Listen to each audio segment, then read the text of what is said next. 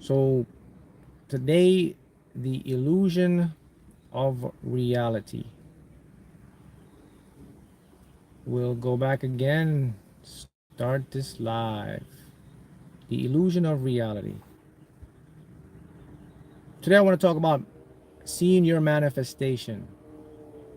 How do you see what you want to manifest? Now, I'm not speaking about um, I'm not speaking about like using your imagination to see something.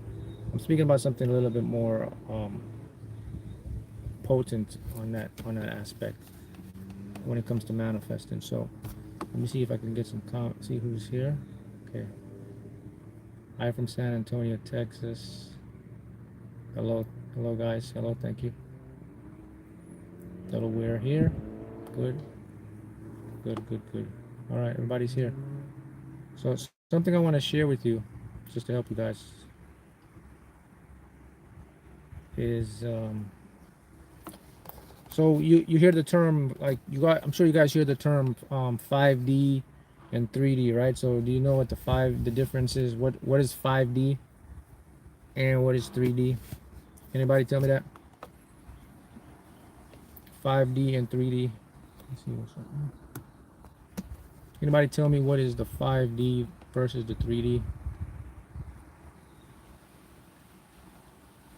We got everyone from all over the world here. We got Guyana, South America. We got Brooklyn.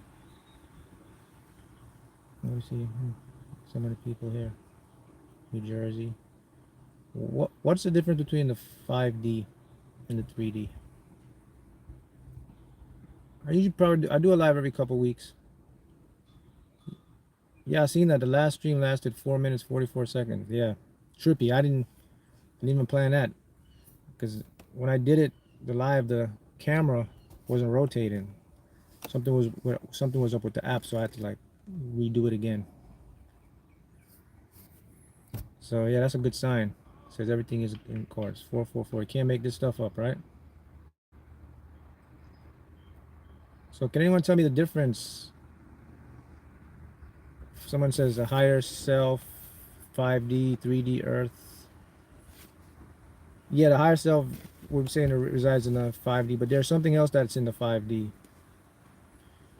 And when you come, so I'll give you a clue. Whenever you manifest anything, it has to come from the 5D. Yeah, someone says 5D is what we can't see with physical mind. Yeah, with the physical eyes, you can't see the 5D, right? Different perception, right? Mm-hmm. Canada here, right? Okay. 5D is our higher self. So okay, so all that is correct, but there's something else about the 5D. The 5D is the factory where everything comes from. So like when you go to your grocery store or you buy stuff, you get it in an outlet, a department store, but all of that stuff has to come from a factory. A factory, you have to distribute your goods and services. The 5D is the factory that distributes your goods and services. In other words, the 5D is where all the physical stuff you're experiencing in your 3D comes from. So everything you want to manifest, it has to come from the 5D. So if you want to experience something in the 3D, you got to master seeing in the 5D. Now here's the conundrum about that. You can't see in the 5D by visualizing. Hmm. Visualizing can only get you into 3D, guys. So that's something. Now, visualizing is a very powerful tool. You need to visualize, because what visualization does, it amps your mind up to create the experience to have it in the 3D world. But to create stuff that your big goals and dreams, you can't see those things. And because you can't see those things, then there's another tool you have to use, which is you have to feel those things now. Because if you think about it, our world is comprised of 3D, right? So we see things in like linear structure, and it's your 3D mind is what is made up of your memories. So let's say for example you want to manifest something. I don't know, maybe like a house, or new career or something, what do you have to go on that? Well, you have to look at previous people, like nice houses. You have your memory to go on. You have something to think about. You could create a picture of the home, right? And you can see that home in your mind, right? But the thing you have to understand is that even though you can see that home in your mind and all that stuff, what about the things that you can't see, the ones that you're trying to figure out? What about the best stuff that's out there for you, the unimaginable stuff that you haven't even experienced, like the best part of your life you haven't even begun to experience it yet? You can't see those things. So if you want to get into the unimaginable, get to the highest point in your life, to experience the best stuff in your life that you can never think of experiencing, that's where you have to use 5D imaging. So what 5D imaging basically is feeling your way to your desires. Very powerful. It's very simple. So because you can't see the unimaginable stuff, right? You can't, because there's no way you could fathom like what's ahead of for you, because there, like I said, today is the beginning of the best part of your life. You don't even know, like, because if you're someone that's optimistic and you're doing work to create something, there's like great stuff out there for you. But you try to imagine what great stuff would look like, and you only see like a slither of it because you have your memory, and you can only match that up with stuff you've experienced or seen. But I'm here to tell you that there is stuff out there that you never could imagine that could happen for you. The unimaginable, the biggest stuff that there's no way when it happens you'll think back and say, man, I could never see myself having that. That's in the 5D. So to get to that place, you want to develop feelings to do that, because if you can't see something, the next best thing you can do, you can feel what it's like when you get those stuff. So you gotta ask yourself, okay, what would it feel like for me to have the greatest unimaginable good stuff to happen to me? What would it feel like to have the best stuff in my life happen to me? It's a very simple equation. Like I keep telling you guys, the game is very simple, right? By the way, I'm working on another book. It's going to come out in the fall, and it's called The Cheat Code to Mastering the Game of Life.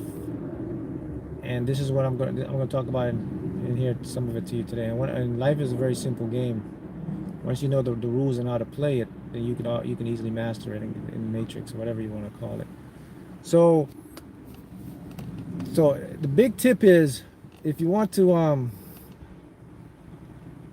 get into a state of feeling what you've never had before in your life, right? We make it complicated, right? Because we try to put feelings in different classes. We say, well, what would you feel like to have money? What would it feel like to have a new partner? What would it feel like to have that? So we try to make feelings like a separate thing. Well, there got to be a separate feeling for having money. There got to be a separate feeling for having an ideal partner. They got to have a separate feeling for being healthy. So I think we missed that up, because we have so much different types of feeling, right? We got joy, we got love, we got excitement, we got inspiration. So, but the thing about those feelings they are one and the same, like they're on the same plane, but they're just a different fractal of it. And there's one feeling that is the universal feeling. So, in other words, I'll make it easy for you. Instead of trying to feel like certain things, like, okay, I gotta feel inspired for this, okay, I gotta feel gratitude for that, you can bring all those things into one universal feeling, and it'll represent everything. It'll represent gratitude, it'll represent peace, all this stuff. And the feeling is happy. That's it. Because think about it, when you get what you want, when you get those unimaginable things, I can guarantee you they're going to make you feel happy. Someone says here, I used to work where in Duncan and Wilton Manors. Do you remember me? Yeah, I still have the yellow. Yeah, I still have the BMW. Yeah, I think I remember you. Yeah, I still have my M3. It's in the shop right now though. Getting some work done to it. That's why I'm doing videos in my other car here. I should be back in it in a couple weeks.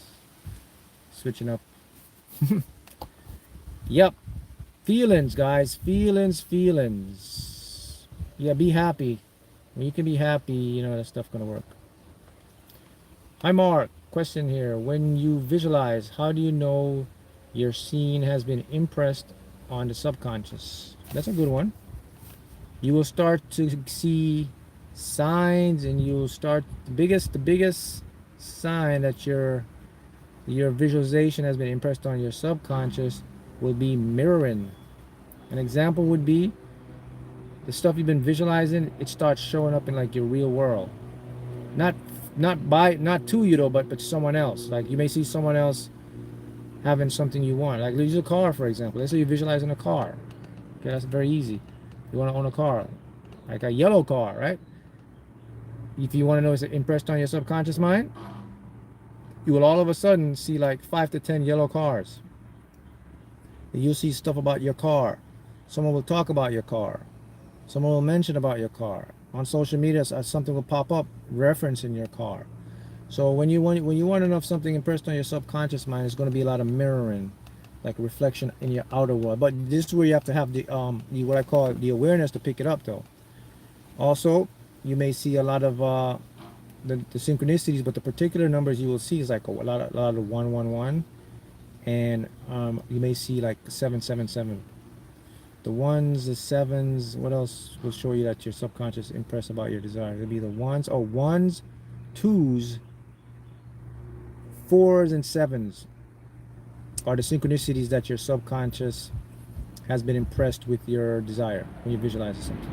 So if you see those synchronicities, that's usually something else.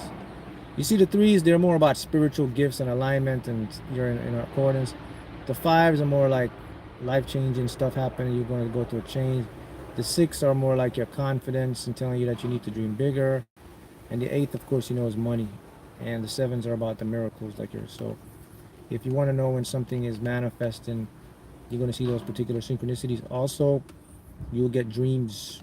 You'll start to have dream about your stuff, and then random people will start talking about it. So that's how you're going to know that what you do, right? What do you think about quantum jumping, Mark? Oh, quantum jumping, we are doing it right now. We are constantly going through different the dimensions of dimensions and infinite proportions all the time. You're constantly quantum jumping. Basically, what quantum jumping is just getting into what you call the future, or what people call future self, right? But we quantum jump unconsciously every time, every time.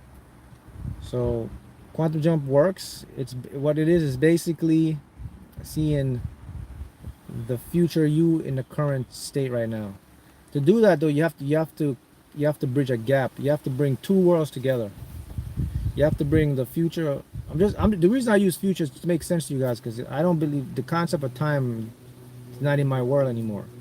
But just to make you guys understand, so you got to bring what's called the future into the present at the same time, which it is at the same time. So how do I bring my future into the present, or my future self? Well, the thing is, the future self is already in the present. It's one and the same thing.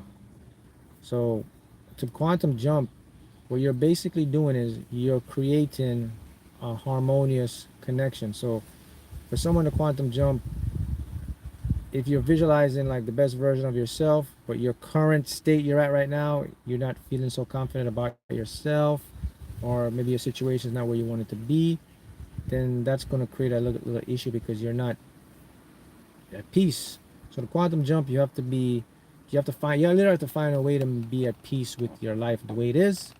You have to find some way to make it very appreciative by gratitude. That way, then that future, whatever self you call it, can merge together, and then you'll have what you call a smooth transition. If that makes sense. That's the easiest way I could try to make it seem, right? Mark, been seeing a lot of sevens, fives, and even five and sevens combined. What's your take on this? Had a calculator. I mean, basically, the fives and the sevens are just telling you that there's a big positive change coming, and miracles are on the way for you. 911. I don't have that offhand. You have to look that one up.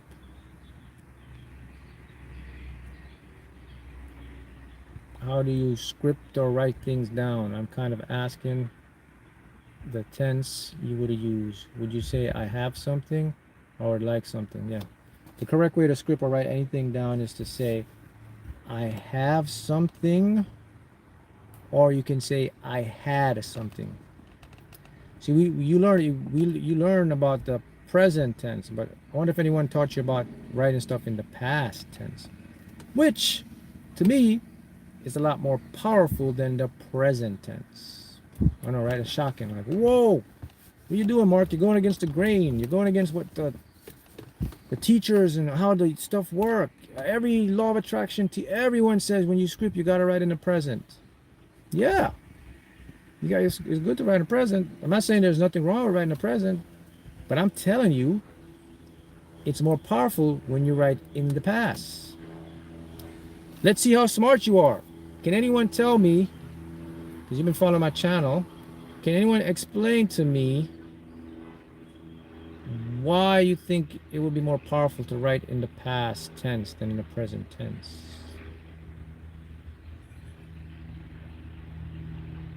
Mark, can you explain a bit about yourself and what you want? Oh man, there's tons of videos you can find on that. It's all over my channel. Or you can ask any of my viewers. They can write it and tell you all this stuff about me. My book, I have a book. You can get the book, or there's just tons of stuff. I visualize. I won the lottery number a lot of times, and I'm teaching stuff that's been downloaded to me. I'm showing people how to do what I've done and secret of how their mind works. So just a little bit snippet, but there you can find there's so much videos about stuff like that. Yeah, so can someone tell me? So someone says you already won if it's in the past. Bingo! Think about that though. Think about how powerful that is. Because remember now, you can write in the present, but I never write stuff in the present. I write stuff in the past. The reason I write stuff in the past is because I know something about my subconscious mind. And see, the urgency of the past will make my subconscious mind work a lot faster than the urgency of the present. See, when I write stuff in the present, my subconscious accepts it's already done, and my subconscious is going to take what's called its natural time to get it to me. But when I write something in the past, my subconscious thinks it messes up, and it will start to look for it, which will hasten up my manifestation. So that's the way if you want to speed up what you call manifestation, because your subconscious mind doesn't like to be wrong. It likes to prove things to you as an experience. It always wants to be on point. It always wants to be perfect. It controls everything. So if I write something like, it felt good when I had this. It was the best day ever when I won there. I got that in the past. It was so beautiful to get that. Now my subconscious mind is saying, wait a minute, this already happened? Now it's confused. I don't want to use the word confused, but to make sense, my subconscious is like, wait a minute, let me check. I don't have this. Oh, we missed this. Let's go. See that? That's why it's more powerful. And also, it helps my ego as well. Because now my ego is going to start to question and says, wait a minute, man. You did this in the past? No, you didn't do this. But when it first says you did this in the past, that's all I need to catch it. Because now my subconscious now is going to listen to my ego and says, wait a minute, did he do this in the past? That's all it needs to know now, and it's going to go in and do it. That's why it's more powerful to write stuff in the past. Because there's no time in the past when you're subconscious. Your subconscious is a prover mind. It doesn't like to lose. Something about your subconscious mind. It doesn't like to lose.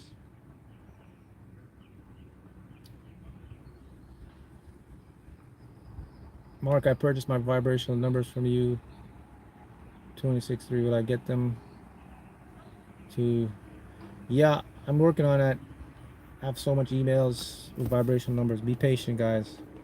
I know I said it would take up to a month, but I'm feeling as much as I can. So if you're going to request vibration numbers, please, please, please know it's going to be a wait time, because there's no one else that can do them. So I'm the only one that can do them. So if you want them, you're gonna have to wait. I'll get to them as soon as I can, though.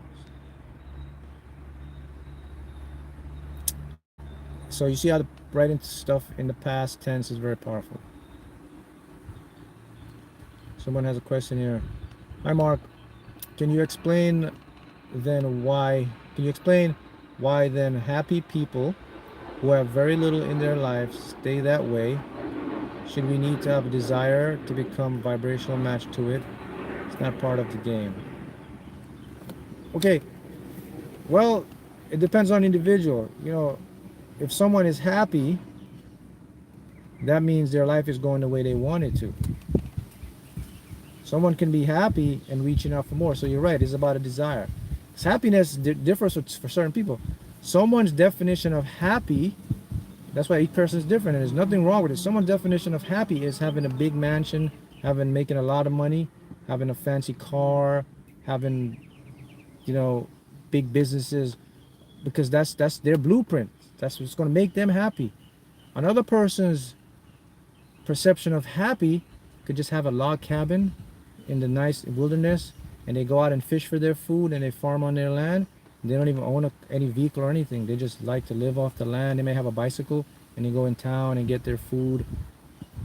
They're happy. So it just depends on the person, and there's nothing wrong with either one. It's all a perception.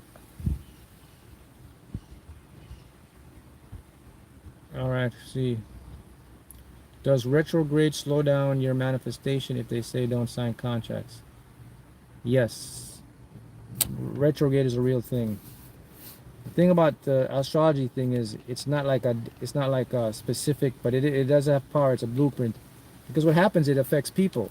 Like the retrograde thing, it messes up with communication. I mean, I've experienced it myself. I've seen it lots of times and people know this too, where their phone freezes. During retrograde, you always have a lot of electronic components messing up. And that's because of the collective subconscious. That's what people have been programmed to believe and think. So it's going to affect everything. So when they say retrograde, the subconscious goes out and starts making these things happen. Like, oh, don't do this, don't sign contracts. And a lot of bad stuff happens. People get edgy. So we influence the stars, the planets as well. So retrograde basically gives you the illusion like it's going backwards. Things get confused. So there is some truth to it. Yeah, I wouldn't do it. I wouldn't sign anything on retrograde. Not for you, just for people, right?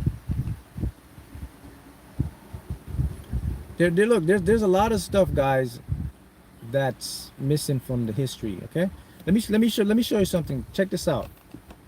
The Emperor Constantine, right? What is it? About 300 A.D. Constantine, if you don't know who Constantine is, the Roman Empire created the Christian and Judaism religion. So when they were comprising the Bible, okay, there was one man that all the knowledge of everything, this one man, this king Constantine, had to decide what was going to be the agenda of the Bible. Him. Off bat, 45 books from whatever's supposed to be the Bible. 45 books were wiped off. He seen something in those 45 books that wasn't along with his agenda. So the Bible you have today is what Constantine deemed the Bible. But there were 45 books that he didn't want to put in there because it didn't suit his agenda. And how do we know this? Because now we're starting to find some of these books. And one of these books was about manifesting, about how there's a field, and that what you feel, you attract. We've discovered that now through science and epigenetics. So you have to be aware that the stuff that you're learning and they're teaching you, it's because of someone else's agenda. It's not necessarily the truth. Emperor Constantine gave you your Bible. 45 books. And not only that now, the remaining books of your Bible have been heavily redacted. Heavily redacted. Edited. Edited like crazy. Think about that. I wonder if anyone of you knew that. Think about that. There were 45 books that he decided, nah, This is not going to go into what I want my empire to represent. Christianity got to be this. I got to make a God entity. So, nah, I can't show these books because imagine what was in those books, man. You know, I could tell you what was in those books. I mean, I don't have to know the books, but I could tell you what is in those books. How do I know what's in those books? Because whatever's in those books was already in me. You see, you can't take out the truth that's already in your DNA. You can feel it. I mean, when you become enlightened and awakened, you will know these stuff innately. So I can tell you what's in because I've experienced it. I've experienced the 45 books without I don't have to find them or read them because they're already coded in me and they're coded in you. And you're seeing some of them right now. For example, my thoughts can create my world. There is no reality, there's a perception. The heart has energy that can manifest. There's the unconscious mind. God is actually a universal consciousness. It's embedded with everyone. You are part of God. There is not a God sitting up on a guy on a throne. But see, the Romans, Constantine, they had a religion, they had an agenda to push. That's why you had the Crusaders, and when they went over and killed all those people for religious purposes, they say, hey, you got a God, there's Jesus, and you have to follow this and da da da da da da, all that stuff, because the Romans were creating a new empire back then, and Constantine was the beginning of that stuff. That's something they don't even teach on history or show you. You got to go research to find out. Okay. That's not me saying that. This is the history. You go look it up. If you go research yourself, you'll see there were 45 books already offhand. Some of them are even lost. I don't think they'll ever find them. Maybe they'll find them. I don't know. That's just a sample of what you don't know. I think what's that guy named Greg Braden? He's really into that. And you can go watch his stuff. He mentioned something about those 45 books. I remember. So if you can go research him, and he's I think he's a biologist or a physicist, but he's a well-educated archaeologist as well. So, and that's his purpose, his mission. So you can find a lot of stuff about that. But yeah, I knew about those 45 books though a while back. Heavily redacted, right? Mm-hmm. Okay, someone says, I've been doing all this for about 15 days and feeling great. Yeah, 15 days you've been like programming in your mind. Mm-hmm. Abundance Tribe. Yeah, someone says it doesn't matter which technique you use to manifest. They're all there to get you to feel it real, to choose the one that's easiest for you. That is actually true. You know, techniques are blueprints. You have to pick the one that resonates with you. It's like going shopping. There's different styles. Find the style for you. Is listening to different topic subliminals at the same time okay? Yeah, you can listen to multiple subliminals at the same time. There's some subliminals that have like triple voice overage. Like some of my subliminals, I created them. They're done with triple voice, which is more powerful. But the thing is, when you listen to subliminals, don't try. If you're gonna use this triple voice subliminals, or the ones that are like embedded over and over, don't try to listen. You're not gonna get it. There's one where I make the video with the lottery. You see the words going like real fast. Your subconscious picks all that up, but you don't try to read it because it's not gonna work. Just watch, just relax and watch. It goes into your subconscious mind because your subconscious mind doesn't have any it's endless. There it can't overstore memory. It's infinite.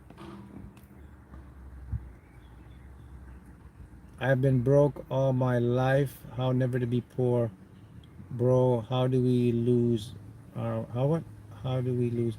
First of all, stop saying broke and stop using the word poor, people. Don't do that to yourselves. Don't say, man, I'm broke, I'm poor. Stop it, stop it, stop it. You're affirming what it is. You understand, okay, let's say you understand whatever. You understand you're not in a situation where you want to be right now. Okay, that's fine. What are you doing to move to where you want to be? So you must start to think a different thought. Visualize what it would look like to be there. And don't make yourself a victim. Don't try to say, man, I'm broke because of this or that. You're just going to put yourself in a more cycle and you're going to repeat the same pattern. You got to understand, okay, this is the reality. I don't have what I want. I'm not where I want to be. What can I do to get there?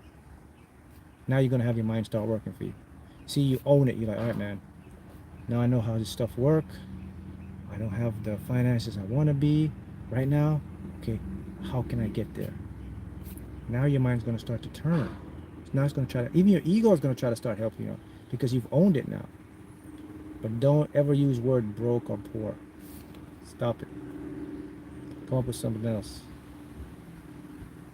Does anyone know why crystals make you feel nauseous? Certain crystals, if you're taking moldavite, it's going to make you feel nauseous if the crystal hasn't bind to you. So there's only one crystal I know that makes you feel nauseous, and it's moldavite. And that's because the crystal hasn't merged with you yet. You might want to put it away for a couple weeks. Try it again so it can get aligned with you. Is it common to get sick or what?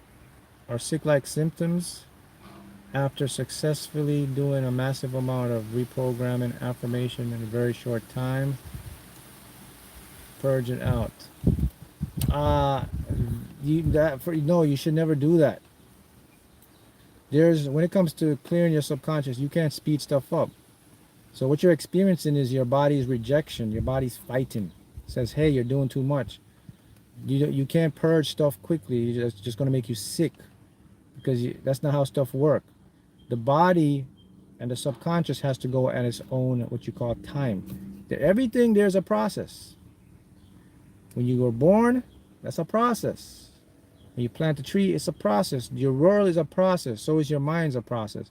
You can't speed up your mind to do something. It doesn't work like that. To remove a block, it's going to take you at least 90 days. It's not going to be 21 days, like people say. They take 21 days to change a habit. That's not actually 100% correct. And some people it can, but everybody's different. A majority of people have a lot of deep trauma stuff. Now, if you go 90 days and you do it consistently, I can guarantee you, I give you a guarantee that you will be on your way to changing that program. So if some people here trying to do stuff in like a week, or maybe if I just buckle up with subconscious programming, I can get it done. Nope. That's what you're going to experience. Symptoms like that. Your body's reacting. It's like your body saying, come on, man. So take your time. Go 90 days. All right. Someone says the Romans used to cleanse them with sage and moon crystals.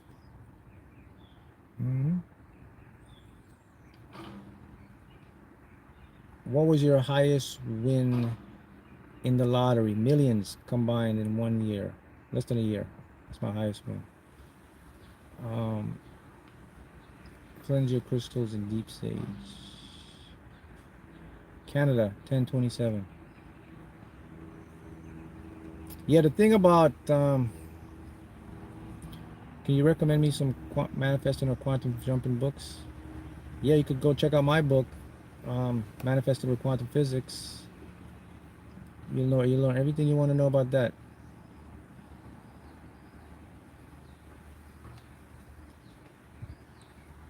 Yeah, I'm not okay. I don't work. LOA provides my desires. Ascension symptoms, bro. Oh, ascension. When you're getting up into that ascension stuff, you're gonna find you're gonna want to spend a lot of time alone with yourself.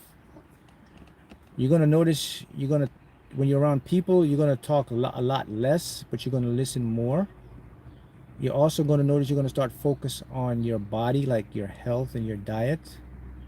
Okay, those are the main symptoms that you're ascending. You're gonna cut off a lot of people because things that you used to do, you're not gonna be into it anymore. It's gonna feel weird because you're gonna know that I used to love doing that, but why do I not like doing that?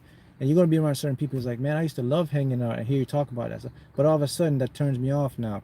So you're gonna start notice that, then you're gonna start to get into more like a lot of questions are gonna start to come up now. You're gonna start to ask yourself a lot of deep philosophical questions about life, about yourself that you never do before. Those are signs or symptoms that you're entering a new layer of consciousness. If you don't know this, there are layers to your consciousness and understanding. There's not just one layer. I mean, there could be tons of infinite layers, but a common layer when you get into ascension means that you're more enlightened and you're now You're exercising what's called critical thinking now. You're using critical thinking along with your intuition to make sense of the world. And that's going to take you into a different level. So you're going to cut a lot of people off. It's not that you're going to hate people. You're just not going to feel it anymore. Bro, I've been thinking about a girl way too much. Is she manifesting me? Yes, possible. Sometimes now if this is just like a all of a sudden thing, most likely when you think about someone all of a sudden, like you're not just popping in your head, more likely they're thinking about you. Do you believe gemstones help win the lottery? Yes, they can. Green aventurine is a good stone. I always carry a green aventurine in my lottery pouch. They can help because they raise your vibration. They're known for like money stuff. Or this one too, like for money. Do you read Neville Goddard? When I started this, I was introduced to Neville Goddard, but I watched his stuff and I was like, yeah, this guy was ahead of his time. Neville Goddard was definitely ahead of his time. He knows the game, so to speak. Someone says Bob Proctor may be rich, but I feel he became rich because of us. Um, well, you know what? The thing is, there are people. Everybody comes here for a certain purpose. So if you're someone that can motivate and inspire people, and you're doing stuff that is helping people change their lives, you're not going to be you're going to be well off no matter what's going to happen, because there's a law in the universe, reciprocity, or the law of cause and effect. If you can help people change their life, the money's not going to necessarily come from the people you help change their life. It's going to come from other sources, but your life is going to be better because you're changing people's life. So I think Bob Proctor was one of those individuals. He was changing people's lives. Of course, you change people's life, you're going to make money because people are going to want to come to you for guidance. There's nothing wrong with that because you're providing service that can help people change their life. Mark, when I meditate and invite ETs, all of a sudden I get goosebumps. I was wondering what that means.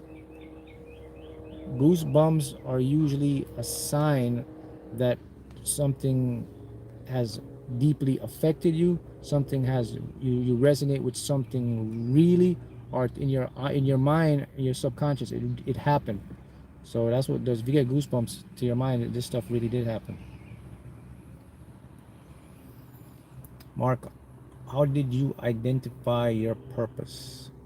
I didn't identify my purpose. It came and smacked me in the face. That's the thing about purpose. People start. I used to say, yo, you got to find your purpose, but I change on that now. I say, let your purpose find you, because that's something I experienced myself. I mean, look, I was a chef. I mean, I went to be a chef. I thought that was my purpose. Look where I'm at. I'm here with you, beautiful, thousands of tribal people, happily positive people, and helping and teaching and sharing, and we all contributing to each other. So your purpose will find you. So I would say, just focus on your passion. Like like for me, my example, where I thought cooking or the chef was my passion, right? But then I got, well, I wouldn't say it was my passion. I would say I was programmed to believe that, because, going to school and everything, you're taught like you got to do this, you're good at that. I remember, the only reason I went, and I show you the power of the matrix, man. The only reason I went into culinary, because I remember when I was in high school and I went to high school, I wanted to be a pilot at first. And I was like, man, I want to be a pilot. And the reason I wanted to be a pilot, because I was watching like a lot of like cartoons, man, like G.I. Joes and like these cartoons with Transformers, and I'm like, oh, that was cool. So you see how that program in my head, and I thought I wanted to be a pilot. Then I went to high school, and I got in there in the class. The first class we had, there was like the teacher was like, you got to make model airplanes, and he was explaining to me like the forces, the fun. He's like, drag, thrust, lift, and weight. And I was like, I don't want to be a pilot. This stuff's like too hard, man. It's like, I don't think I want to be a pilot anymore. So I was like, man, what did I put myself into? And then I would always walk by they had a cooking class. I always walk, and the food would always smell good. And one day the teacher looked at me and he was like, hey man, you would make a great chef. And I was like, okay. See, he programmed me. That's what I thought. I was like, maybe I should go to culinary. So I started doing culinary stuff, and I was like, okay, this is cool. But see, I convinced myself that's what I like. But see, deep down in me, there was like this little thing that was like, all right, you could go do that now, but there's something missing, Mark. So I didn't pay attention. And that little thing inside of me that was what was getting to me was like the trippy stuff I would see, like think about reality. I have dreams of weird stuff and it happened. And I was like, those stuff was always in me, man. And I was like, I don't know. Anyway, I went on to be a chef, and I thought that was my purpose. And then I got to a point where I was like, man, this is not, this is like Groundhog Day. This is like, yeah, it's good to help people, but there's something missing. And then that's when I said my purpose hit me. That's when like all this information started coming to me. So I think it's the same thing with purpose for you guys, is that you got to be open. So if you're doing something in your life and you like it, yeah, like it, but be open. Just don't cut everything off and say, I'm just going to do this because this is the way to make money and this is what I have. So I believe purpose finds you. Right? Purpose finds you. Oh, something I have to mention before I forget, man. I keep forgetting when we talk about tribe.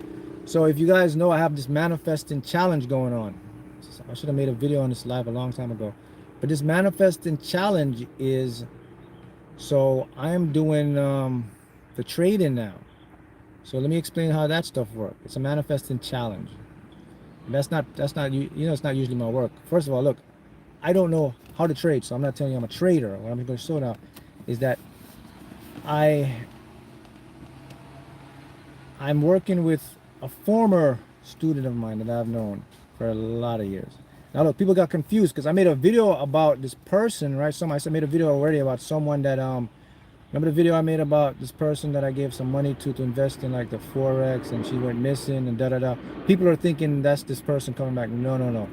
This is a totally different person. So I want to clear that up because they keep asking me. So this person, a matter of fact, the person that I'm working with now, she was the one that was giving me advice on the person that went missing for like a year with the money from the trade. So now it got to a point with her that she's like really good at like trading, man. So like 6 years, and so she just came and she said, "Hey, Mark, you know something? You have like this great big follower. Why don't we work to help people to make passive income?" I was like, okay, let's do it. And she invested. I mean, she made like, when she was doing her thing, she was up and down, so I wasn't kind of like into it. But she got really good now. She's like 6 years. Within the last 2 years, man, she made like millions. There's days that she made like 300,000. Like, and that's to show you how the mentality of people think you can't, how money's supposed to make. Have you ever seen someone sit in their house and make 300 G's in one day? To show you how the mind have changed and people can do things, and there's just different opportunities for people to make money now, all that stuff. Anyway, so I did this on my podcast. So I invested it. I think I'm very transparent with you guys. So I think I put 2,500. That was a little too much for a lot of people. So we dropped it to 1,500 and 500. But anyway, I put 2,500 and I made the challenge and I said, all right, let's do the trade thing. So I did it for fun. So while she was trading, so basically how it works is she'll trade for you guys. So she's going to do her trade. You don't do anything. You sign up, you put your deposit, whatever. But she's going to get a percentage of your commission from your trade. I think 30%. That's pretty good just to make passive income, because she's doing she's doing her thing. So you don't have to worry about trading. You just create your account. Anyway, I did all that stuff, and I was visualizing like the trade as well. I kind of looked at how the trade markets went. I just visualized like the money was going, and like in like less than a month, $10,000, man. See that? And then we have a whole group of people getting. So if you want to sign up and get into it, I think I'll put the link here, or you can go to my YouTube community. Professor A, that's her name. But she's really good at what she does, and I trust her. This is someone I know for many, many years, and I wouldn't just put people out on something that's gonna. So that's just something if you guys want to get in. It ends though. They're not gonna take any new clients after the 30th. I wish I could announce this because it's been going on for now months. Sorry but it's on my YouTube community post. But if it's something you're interested, go do it. And you could watch my trade. So my trade's like a master trade. So you could always see Mark's trading up there. So I'm up there, so you can always see the things coming in. It just shows you, like, when you meet people, we're all a tribe here, guys. Each one teach one. We all look out for each other, and then we have a group of like-minded people that can manifest. Imagine the power we can do. Like right now, I'm manifesting and seeing these trades go up. Imagine, people are in there. They're manifesting to all our powers come together. You'll start making like big changes in your income. So the 500 thing is a pool thing. So if there's two types. You could do 500 for pool.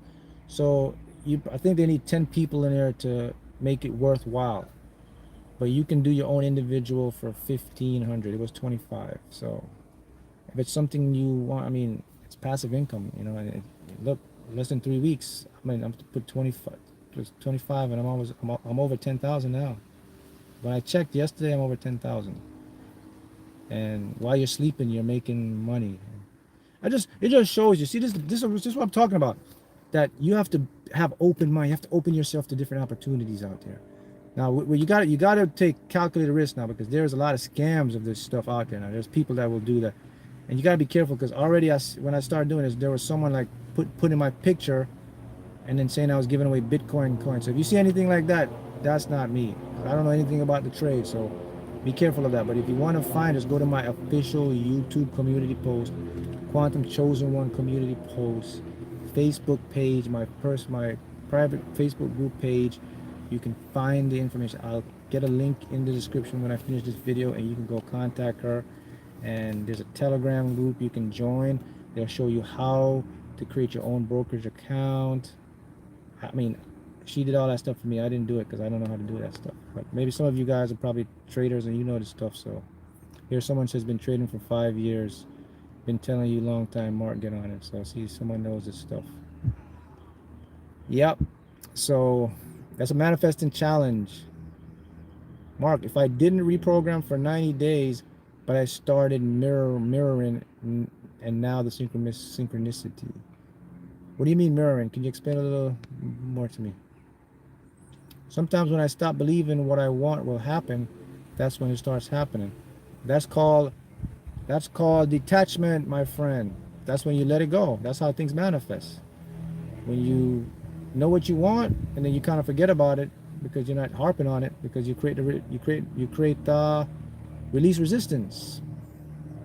What's the difference between authentic spirituality and New Age? Just the name. That's it. They make up this thing called New Age. New Age is the same as authentic spirituality. It's just the Matrix trying to water it down by saying, oh, this New Age, and the religious people and all that stuff. Trying to say, oh, you get into this New Age stuff. Da da da da. It's the reason they call it New Age, because it goes against the traditional grains of how religion teaches. But it's spirituality, so it's just a name they use. They're trying to make the New Age seem like something bad, right? What third eye powers do we have? Third eye powers, you have the ability to remote view. You can astral project. You can astral travel. You can get heightened sense of intuition. You can get lucid dreaming. You can dream stuff. You can get things appear to you. Literally, you can get answers to anything. That's the power of your third eye. You can go into different dimensions. You can channel other spiritual beings. You can actually see different beings. You may see the light parts of them when you get the third eye. Now, I'll say this. The things I mentioned, they are what you call fringe scientific stuff. In other words, some of this stuff science is just beginning to tap into and experiment with. And I'm just be honest with you guys, there are going to be some stuff that science can't explain. So I'm a big science guy. I love quantum physics, and I love how the mind and all that stuff work. And most of that stuff you can get to, but there's a point now where we get into where science is just like, whoa, I can't touch that because I don't understand that. What science don't understand, the bad thing is they try to shun it. They put it as pseudoscience, or they call it metaphysics. So I want you to keep that in mind. So when they say pseudoscience, don't listen to them and think like, oh, that's a bunch of BS or bull crap. It's just their fancy way of telling you, I can't tell you what this is. I can't describe it. So therefore, I'm going to pass it away as weird. That's what science does, unfortunately. Okay? So keep that in mind. Mark, how do we battle feelings of negativity and not believing we can change? I'm trying hard. First thing you got to do is stop trying, because you're going to create more. You got to own the negativity. Own the negativity basically means become aware of it and then look for the source. Where is that source coming from? I can tell you where it's coming from. It's coming from the voice in your head. So once you identify, okay, this is a voice in my head, next thing I want you to do is look around your surroundings. And all the negative stuff this guy's telling you or this girl's telling you in your head, you want to challenge it. You want to call its bluff. You want to say, hey, just like this. Just say out loud, say, hey, all the stuff you're telling me, can you prove it and show it to me that right now in physical form and physical stuff? You're gonna, if it can't show you right now when you say that in physical form or any right the moment he can't show you that, it's a lie, it's an illusion. See, that's how you gotta be smart. That's how you're gonna overcome it. You gotta understand, people, you gotta realize your mind is lying to you every day. It tricks you, literally. It gives you false stories. Even your memory, you can't even trust your own memory. Most of our memories, they don't even comprise the same. Your brain is just trying to do its best thing. The only thing that's constant in your life right now is this moment. You're always a new person. Yesterday don't matter. No matter what you did yesterday, you could do something bad or you feel today it's not going to affect you. It cannot affect you because what you're in right now and you're focusing on, that energy is not there. That's what you got to realize about your mind. That's how your mind gets you. It loves to play you as a victim. So that's how you're going to do that. And then you start to surround yourself with a lot of positive stuff that's going to change that programming. If I didn't reprogram for 90 days, but I started mirroring, does it mean I still need program? Yes. Listen, the universe will show you synchronicities and mirroring even if you have subconscious blocks. The universe and your subconscious mind are two different things. The universe is going to still do its thing to help you. Your subconscious, on the other hand, you got to do something to help it, to change it. So you could be someone with like limited beliefs and negative. You're still going to see the universe trying to help you by giving you mirror, by giving you synchronicities. It's not saying that, oh, if the universe is showing me synchronicities, that means my subconscious is on board. Nope. Your universe is like, hey, I'm in a different department. You got to go handle your own department. I'm going to give you the tools to help you, but you got to go fix your own internal department. So you'll still see synchronicities and all that stuff, even if you got limited beliefs. All right? What if someone brings up your past in a bad light, where you live, making it hard for you to have a new self? Well, that's what I'm showing you. If that's what people will do, that because they were conditioned that the past exists. So what happens when you do that? Listen, what happens, guys. There's only two things you can do. If someone brings up your past, you have a choice, man. Did you know you can actually own that past, or you can reject it? But most of us own it. Why do you own it? Because of a memory. See, if you look around, and I'm going to show you again, call it the bluff. When someone brings up your past, do the same thing I'm telling you. Look around. Look at that person. Look around. And says, all right, where is it? Am I doing it now? Is it happening now? No. They're going to be confused. They'll be like, oh, it ain't happening, but you did it. Yeah, but what's happening now? See, it's gone, guys. It's gone. So you have to learn to ignore that the past is the past, guys. Only thing that's happened, there's only thing that's real. Let me show you, let me get deep and show you something. The memories you have, the visions you have of the future, of even, listen, if you're like thinking about what you're going to do tomorrow, Monday, Tuesday, Friday, you got this appointment next week, all that doesn't exist. If you're reminiscing about the past, all that doesn't exist.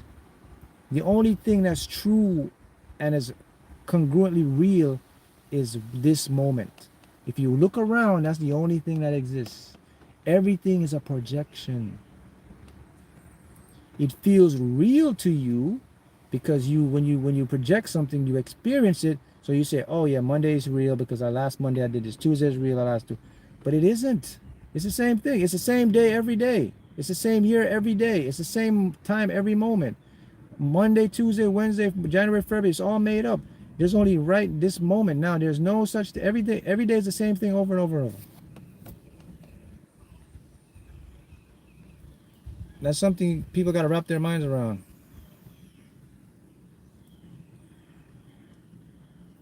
The best, someone says, the best, worst thing about the best and the worst day, there's always tomorrow.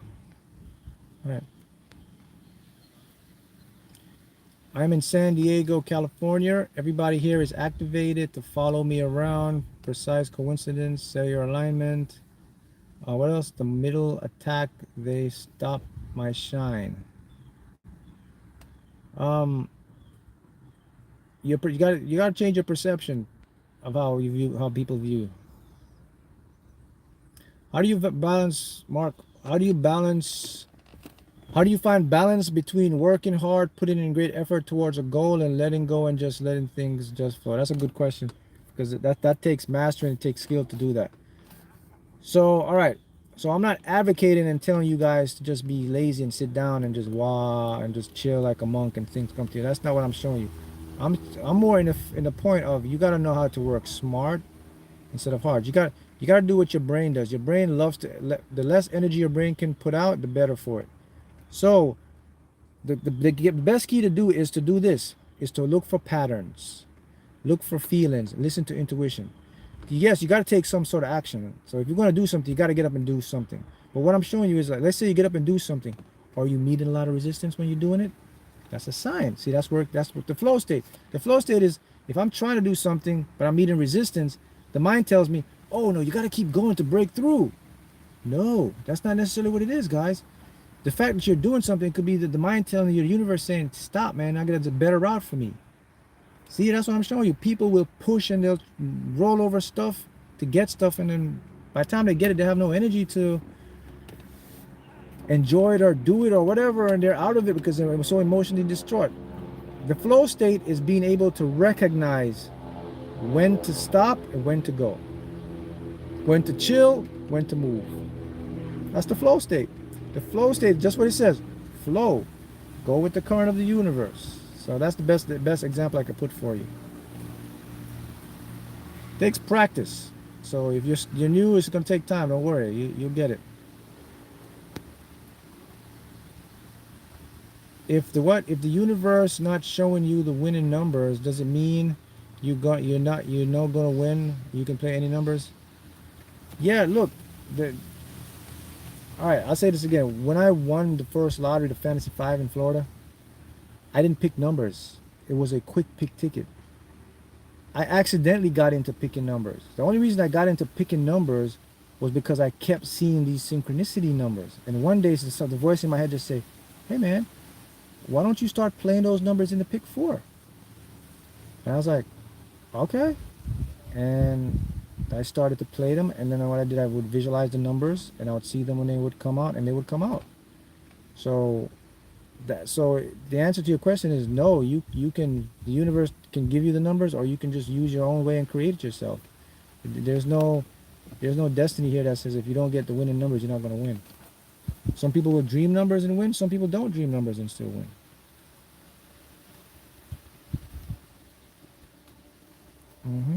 Are we visiting our alternate realities when we're dreaming?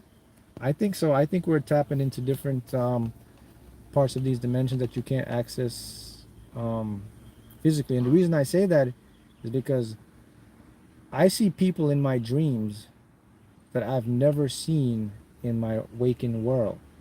And then when I read up on how the subconscious mind, and I realized there was something very important about the subconscious that I didn't realize, and I realized this, I said, your subconscious mind can only show you people that you've encountered. So if you're seeing people that you've never encountered, that's impossible. It can't come from your subconscious mind. Because when you dream, you can only see people in the dream that your subconscious has seen in your world. If you're seeing anything else that you've never seen before, it's coming from somewhere else. So these people I'm seeing in my dream are from another planet, another Earth, another thing, because I've never seen them in my real life. And then not only that, I'd see different landscapes. I'll see different terrains. I'll see an island with like triple waterfalls and something that doesn't exist on this Earth. Where is that? I believe I'm seeing something else in another world, another dimension. I'm tapping into that. And the reason I believe that is because of quantum entanglement. Now I know that everything is entangled. Consciousness is universal. So even though I'm in the 3D, I'm still entangled with those infinite parallel realities out there. And I access those when I'm dreaming. That's what I believe. My personal belief. When I meditate at the ocean, that's the most peaceful feeling you could. Yes, very emotion is very good. I wanted to understand how this phantom AI matrix actually operates, and did we actually merge with the inorganic timeline in 2012? Now the timeline thing, I don't know about that, because I know that time is something we made up. I mean, I said this, there's Ethiopia, they're 7 years behind. I think it's 2014 in Ethiopia right now. So they don't celebrate time like we do. So if you go to Ethiopia, you're going to 2014. So that shows you the concept of time. But the Matrix thing is real because it is too sophisticated not to be real. I mean, look at the way it's set up. Look how everything is just set up perfectly to get you to buy into a certain way of life and a certain view of reality. From the school to your religion, it's all a beautiful scenery. So someone or something very, very intelligent had to set that up. That's my belief. And whoever set it up knows the power of the subconscious. They know how your mind works very, very well. They're experts, probably know more, and have so much information that they're holding back, because if they released information, it would give people power. All right. How to dimension travel. The easiest way to dimension travel is to feel what it would be like to be in your desired dimension. If you do that, you're dimensionally travel. You can dimension travel through visualizing.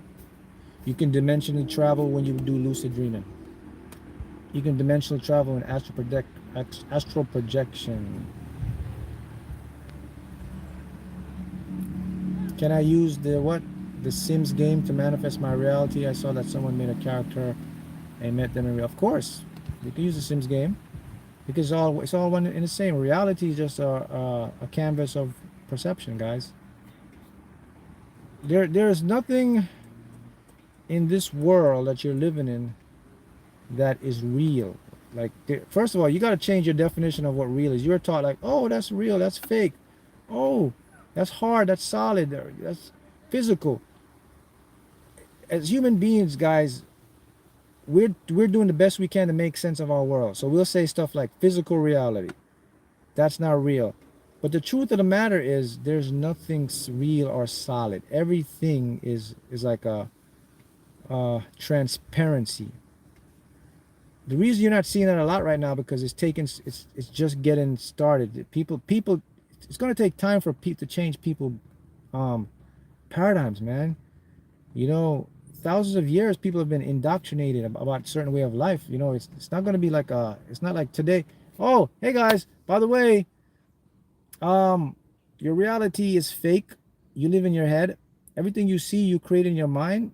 There's actually a thing called quantum physics. There's a quantum foam out there where everything comes from, and it's come from a different dimension. Oh, by the way, there's also the multiverse. We no longer live in a universe. There's also parallel worlds that you could have infinite numbers. You can't work like that. People just won't buy into that. Some people will just destroy it and they'll cry. You have to like slowly feed these people so they can understand this stuff, because it's a paradigm shift. And look, this is stuff we're just discovering. We're discovering it. And the thing about human minds is they have this thing called cognitive dissonance. The mind will literally fight to protect a false belief. So it's a process. How do we actually let go of the importance of our manifestation? By not making your manifestation important. When you make your manifestation normal or like a regular everyday thing, that's when it manifests. But if you're making your manifestation important, or this thing is important to me, you're putting power over something other than yourself, which you're going to create resistance. So if you're going to manifest anything, no matter how big it is, it cannot be important more than you. You are the power of the manifest. It has to be like a regular, normal thing. It's like going to get a drink of water. Everything should be that normal. Yep. Sometimes it takes time to adjust. Someone says, yep, truth hurts. Sometimes it takes time to adjust, but the pain's worth it. You know, the thing I'm wondering right now is like, they have this new telescope they launched called the James Webb Telescope. And now we're seeing things about these different extraterrestrial beings now, and the government's all this stuff. The government just released a 1,500-page report about encounters with UFOs and the effects it has on the body. Some people had unplanned pregnancies, they had brain damage, they had radiation stuff. These are coming from, this is the U.S. Defense releasing this thing. So what I'm wondering right now is, how are the religions preparing people to accept this stuff when they were teaching before that there is no other planets, there's only this world, there's this one God that sits on the throne, there's nobody else in the universe, you and I, everything else is not real. So I'm wondering, and that's an example of the paradigm shift that I'm talking about, that some people won't accept it. And the reason you won't see this out, because it would collapse the entire global structure. The economy would collapse, everything would collapse, school would collapse, because it would shock people's beliefs to the point that it changes the world. So you can see the importance of not getting this information out, because so many people's career and so many things would be down. That's why you don't see this stuff like so. That's why but it is, we're approaching a tipping point right now where they can't hold this in anymore. It's just going to flow over. So I'm just wondering, like, what is like religion doing now? They're probably preparing. I was reading something the other, an article that NASA is hiring priests or priests now to start to teach the church and everything that certain verses in the Bible means this way now. They're trying to redact verses now to make it open, like, oh yeah, by the way, yeah, this means there's possible other universe. Oh yeah, God did make other planets. Oh, God made other beings. So they're trying to, like, you see how stuff is working, guys? It's got to be smart.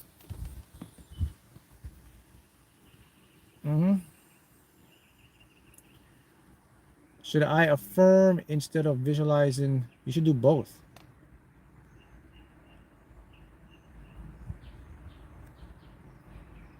Someone says, yeah, that actually would be awesome. Screw those old geezers' job. Yeah, but the people in power, though, see, the people in power is not going to allow that, because they have too much. You know, can you imagine? Let's talk about the government for a minute. Can you imagine, like, your government that's been saying, like, oh, none of this stuff is real. Imagine, and they're starting to do it now, but they have to do it little by little. Imagine now how they would feel. That people would have trust in them anymore. See that? So they have a lot to lose, because before they were saying, no, there's no extra planets. No, there's no intelligent beings. No, there's no UFOs. No, there's. Now they're being forced to admit this stuff. So the perception of people now, like, I can't trust. So you see the problem here, right? So the government has this big issue, like, we're going to lose people's trust. We're going to lose our authenticity. People are not going to take us seriously. It's going to be a national security. Da da da. See the balance. That's why it hasn't blasted it yet. Mark, when you say blocks mind, you mean some people don't believe they can win? Yeah, I mean, winning the lottery is simple. You got to believe you're going to win one day. Just believe you're going to win. You got to believe you're going to win. So if you don't believe you're going to win, don't even play.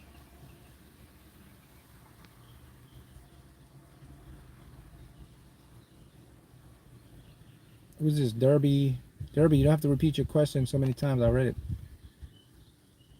If you don't believe you're going to win the lottery, if you want to win the lottery but you don't initially believe you're going to win the lottery, you can make yourself believe it by using the subliminal programming if you want to visualize. But the lottery, guys, remember now, it's a what? It's a means. It's going to take you. It's a process, something you have to develop and get into.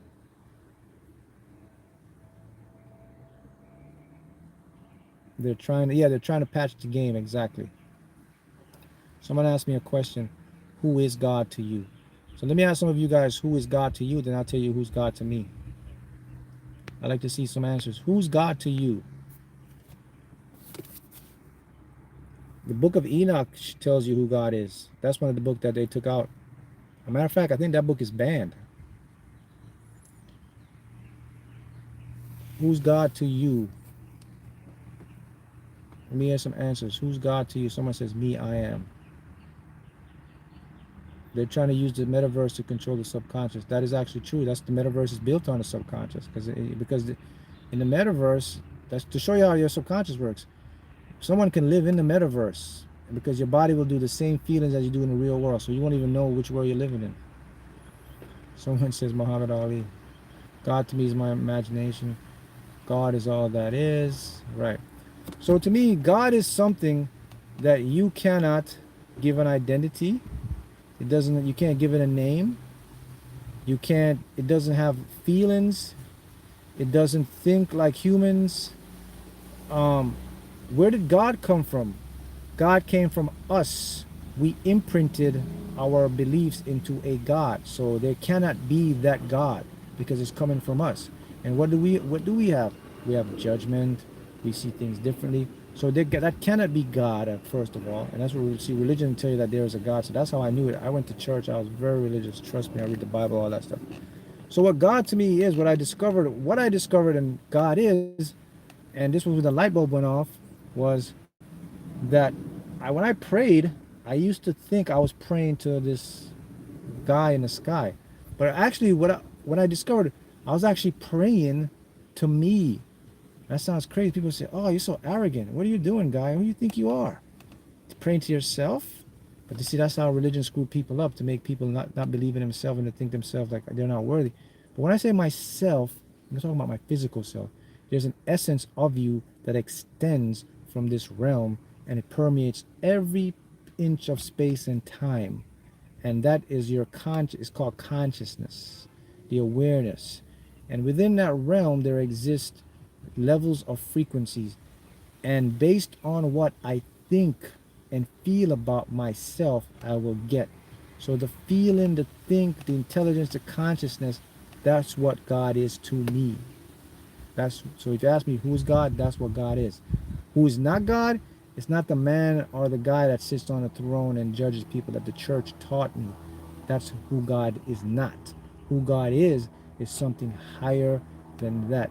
There's no human intelligence or capabilities that can pinpoint something that's beyond understanding, omnipotence.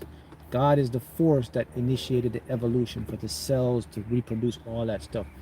The only thing we know is there's a consciousness, and the only thing I know that there is that because what I think, I become.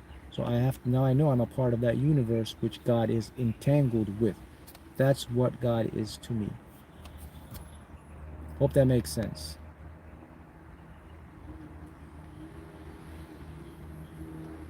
Someone says, honestly think God is good and love. Yep, part of that. Soul. They do have souls. Your soul exists outside of this dimension. Yes, God is the human imagination. That's correct, because that's how we perceive God. That's how your church made God that way. Because how did they make that way? Because they were brought by other men. Other men wrote texts and says, "Hey, this is God. This is what He says," and we from through history down, we believed it. That I would say Constantine. Does everyone have a soul, or just Christian people? No, every single person have a soul. Look, I said this before and I say it again, guys. When did religion come on this planet? It's new. So my question to you is, what were human beings doing before religion was invented? Because there was nobody that invented Christianity or Judaism or Buddhism. What happened thousands of years when you had early human beings? Can someone explain to me what they were doing? Were they worshiping something? Yeah, I could tell you they were worshiping something. So, how did they know about who taught them this stuff? See, religion was someone else's idea. Someone invented that. What were you doing before religion? What human beings doing thousands of years before? What about these isolated groups of tribes or civilizations before religion existed? They had gods. The Egyptians, the Dogons, all these different tribes, the Sumerians. You see what I'm showing you? I'm showing you a big picture. I want you to that your religion is a lot of stuff that's made up. It's new. People make it up, man. So let me explain to you what people were doing before this. What I believe is, and this is what's happening, is encoded in your DNA from when the universe bling came into encoded in you right now is every single information or answer to anything you want to know. You want to know who God is? It's already encoded in you. You want to know everything about what religion? It's all encoded with you. And how do you know this? Because you can go back before religion came on the scene. Like, what were humans doing before? Human beings had a natural, innate ability to worship something. So they were already programmed to worship or to look for guidance from somewhere. You know where they looked for guidance before religion made up God? They looked into the heavens or the universe. To them, they didn't see a man on a throne. The man on the throne was invented by Christianity. So you have to look and say, all right, so if these people were looking in the heavens, that means that had to be their natural state because all human beings developed that. And then when these human beings started to develop, then they made up all these different gods. The sun god, the Egyptians had all these different gods. But you see, but they all had one point. They were looking into the cosmos. There was something out there that was bigger than them, and it wasn't a man on a throne. That came later when religion made that up. I want you to think. Are narcissists evil spirits? Narcissists are people that have issues with their brain chemistry. They're people with problems, or there's some part, majority of narcissists, there's a part of their brain that when it comes to develop in empathy, when they were born, it didn't develop correctly, so they became narcissists. Majority of narcissists are like, that's why it's so hard. That's why they don't care. They can't show love and compassion, only for themselves. That's why they're so dangerous. Someone says, research the Dogon tribe, ancient Egypt. Yep, go research the Dogons.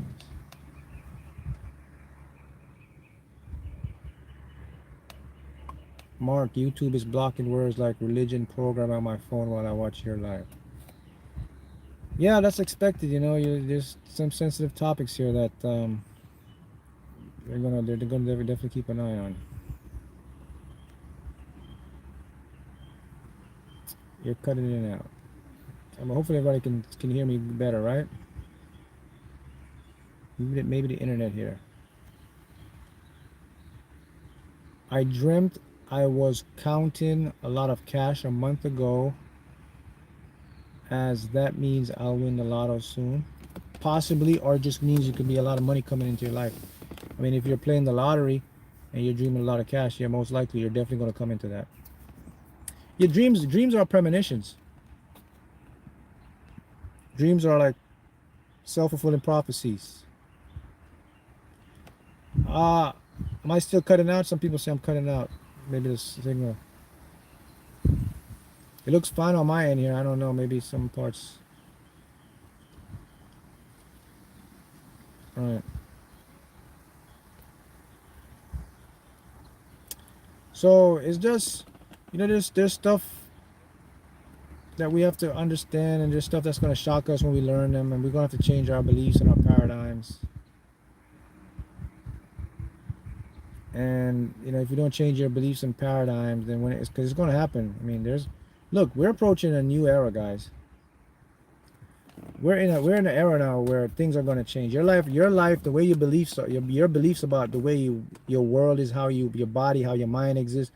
You're at the cutting edge now. All that's changing. So it's going to be a rocky road for some people, and it's going to be a very enlightened world for others, because there's so many people that know this stuff, and they're at the point where they're going to see it now. where they used to call a lot of people conspiracy theorists because you know this now, these things are coming to be truth now, right? Mhm. Mark, how do you not go insane? It's been what I've been watching for years, but feel like I'm going a little cuckoo as nobody else around me understands this stuff. Yeah, well, um, when the student's ready, the teacher will appear. So that's how it works with people. You should never try to like convince people. Yeah, you should. If you see people around, you should talk to them about this stuff. But you'll know offhand if they're ready to receive information. If they're not ready to receive information, you just let it go. You shouldn't go out there and try to convince people. See me, look, when I come on my live here, I don't try to convince you. I'm just telling you my experiences, what I feel, what I see based on the science I've learned, and it resonates with you. It resonates with you. So I'm not here to and a lot of stuff I talk about has backings with scientific and neurological systems. So I think what we do, a lot of people try to like convince people or tell people, look, this is the way it is. Da, da, da, da. Don't ask any questions. You know, you gotta have critical thinking. You gotta be able to ask someone, okay, well, you say this. Can you show me any evidence or a reason why? Or can you give me something to make me think and let me critically think? That's what I do. When I come to you, I put things out to you so that you can critically think. You can go do your own research and you can rebuttal back to me. You can say, well, Mark, if this is that, see, so most of the people you're going to encounter, they're going to try to push this down to you and say, this is it. Da, da, da. So if you're someone who's what I call awakened or enlightened, you're going to meet a lot of people that are not going to be or they're not going to be receptive to this information because they're not there yet, and that's fine. So don't drive yourself insane. Look, there's a lot of people out. There's a lot of people out there like us. We're in the billions. We are in the billions, guys. It's just that we don't have a lot of outlets to talk, and a lot of us, we keep stuff to ourselves because we fear like, oh, what are they gonna think? But the tribe, there are billions of you out there. All of you all of you from different countries, from different continents, but you all have the same resonance. You all feel the same. You all know the same thing. Most of y'all never met each other, but you all think the same. So they're showing you that there's a connection, that there's stuff, that there's certain individuals that came here. You definitely came here for a purpose. No, someone says, no, no, no. The alien agenda is planned by the New World. They're trying to indoctrinate the masses that the aliens made the human race. Yep.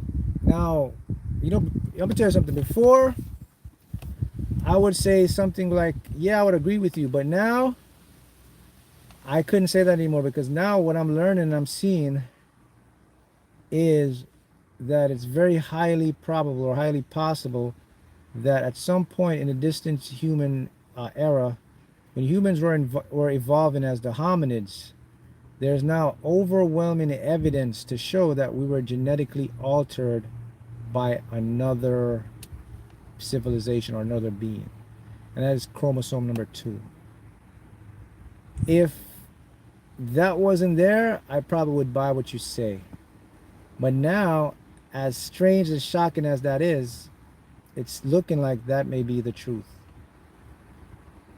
Look, you gotta remember, no matter how bizarre and crazy it sounds, if it's the truth and you left with the truth, that's what the truth is.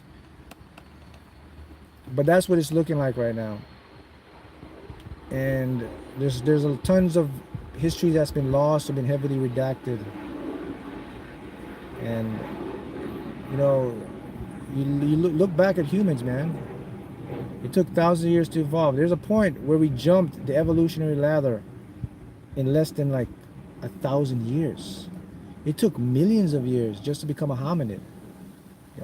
If you don't know what a hominid is the earliest ancestor of man. You got hominid, you got Neanderthal, Homo erectus, and then you have us, which is called Homo sapiens. We branched off. When Homo sapiens came in, that's us. The evolutionary gap jumped to 1,000 years. The other evolutionary gap took millions of years. There's a smoking gun. I follow the smoke. Where there's smoke, there's usually fire. I went to the war a few times. I had crazy ideas like aliens mixed with human race. No, you're not crazy at all. You're just highly intelligent that people aren't ready for the truth, or they're ready for they're not ready to change their paradigm. No, it was always chromosome number 2. It wasn't chromosome 1. If I say chromosome 1, it's a mistake, but it's chromosome number 2. Are birthmarks a sign of the past lives? I believe that, yes. Look, and the past life thing goes into reincarnation thing, and that's one of the, I told you the 45 books were automatically X'd out by Constantine, and one of those books was reincarnation.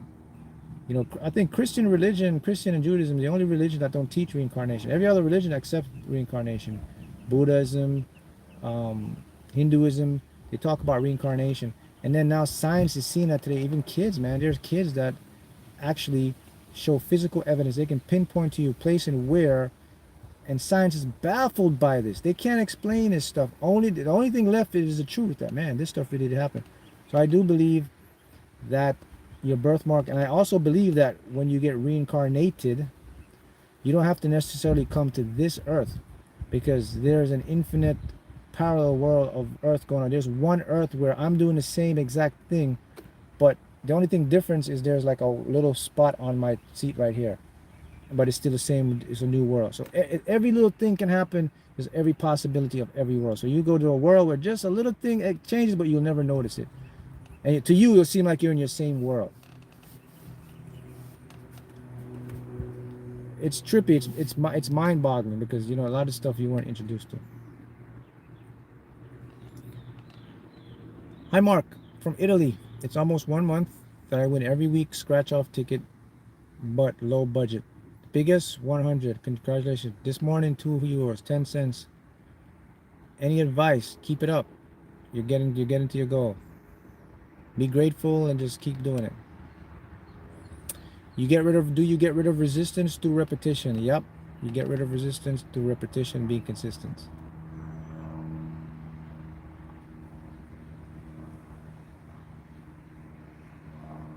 Be careful. People try to align their energy with you. Someone says this, what? They are stealing your energy. Well, yeah, people can lynch on your energy, but no one can totally steal all your energy. But they can affect you. Yeah, people can affect you, and that's where you have to be careful. You have to be aware, oh man. But you'll feel it. You'll feel when people are energy vampires. You can feel that because you'll feel lethargic. I mean, look, some signs when people are energy vampires or people are stealing your energy, or if you have people that they're only interested in what you can do for them, and if you ask to do something for you, they act like you're bugging them, or you're like, it's a big thing. They only call you when they need something. They're only around when you can benefit them. They talk about themselves more than they talk about you. They always want to be in your shine, but when something happened, they're nowhere to be found. And then when something good, they come back around. Those are people that are stealing your energy. You gotta be careful of those people. Look, the bottom line is this. This is tough, man, but this is the truth here. If you want to go where you want to go, you can't have people around you that don't believe in you. Repeat that. If you want to go where you want to go, you cannot have people in your surroundings that don't believe in you. What do I mean that don't believe in you? If you have a dream or a goal, and they know this, and you talk about it, yet they'll give you an excuse, and they'll tell you why it can't happen, why it won't happen. Those are the people you have to get away from, man, because they are poisoning you. First of all, they don't believe in you. Second of all, they can subconsciously hack you. What do I mean by that? Because when they don't believe in you, their subconscious mind doesn't as well. Their subconscious thoughts can affect your subconscious, which can stray you off your goal. Because subconsciously, they don't see it because they've been programmed. So I'm not telling you, hey man, because most of it is our family. I'm not telling you to go annex your family and cut them off.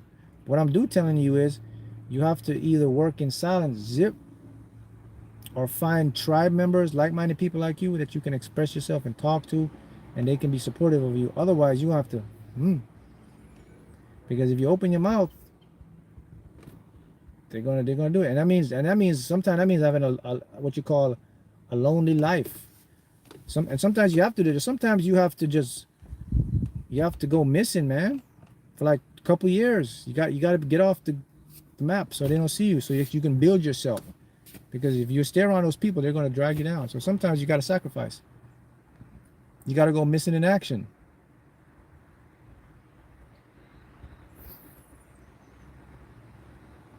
You got to go miss. You got to go MIA. That's what awakened people do. Most awakened people, when you're getting awakened, you go MIA. People start dropping off like boom, boom, boom, boom, boom.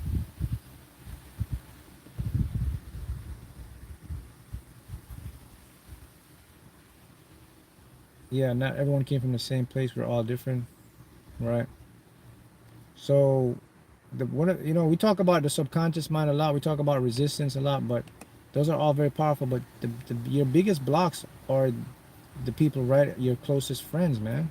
The people around you. Those could be your biggest blocks, because what happens is, this is the way I see it. This is how I see life. This is my philosophy on life and people, and stuff I'm going to put in the book to help you guys. And this is something I learned.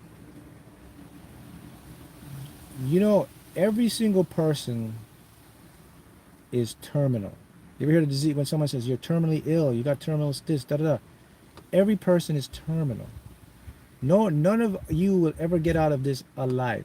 We're all going to the same place. We come here, you're going to be born, you're going to grow, and you're going to die. One day it's going to happen. You and I, we're all going to the same place. Now after death, open up, reincarnation, all that. But until then, okay, so you're here. So you have to look at big picture stuff. So when it comes to people, one thing you will learn as you go on this journey is that there are people that will come into your life for reasons, for seasons, for teachings. Those three categories. And you have to be able to be the smart guy to know which is which. Because that's important. Because when you know which is which, then you can let it go so you can go into your next season. And if you look around, if you look at life and nature itself, it works that way. There's a season for everything. There's seasons: winter, spring, summer, fall. Fruits have seasons. Look, everything is etched in how nature works, and the same thing with human beings. So you have to be able to master, okay, this person served her purpose or his purpose. It's time for me to level up and move on. The mistake we make, though, is we get attached to these people, and it's because of our ego. The ego wants that survival need or that emotional need, and that's where you mess up. So that's how I see things. I love people when they come into my life. I love them when they leave my life. It's the same principle. I don't get attached to anything or anyone because I know how this game works, and that's how it works, guys. So but many of you, you sit and you worry, you cry, and I say to myself, like, why are you crying? Why are you worrying for? I mean, we're all going to the same place, man. It's not the end. This person served their purpose. You're making this emotional damage to yourself. You're the one that's taking this and making it personal. And that's what it's all about. So it includes your mother and my father, everybody.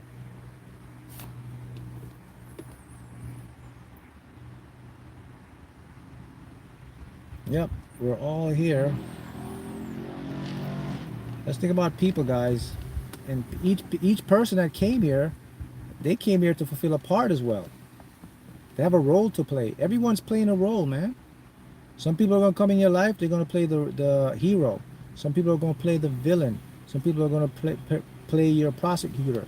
Some people are going to play the hater role on you. Some people are going to play the fan role. Some people are going to be your supporters. Some people are going to be your haters. They are playing their roles. And let me show you something deep. When they're playing their roles, they don't even know they're playing their role.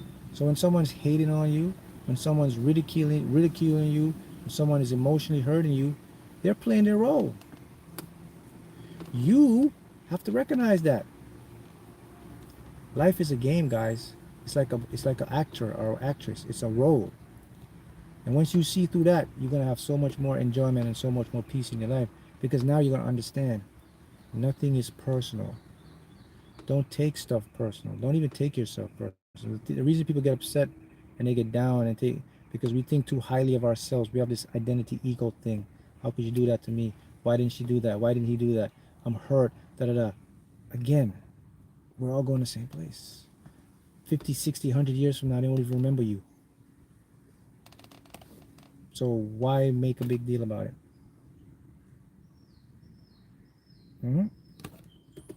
Don't. Someone says I don't hide who I am.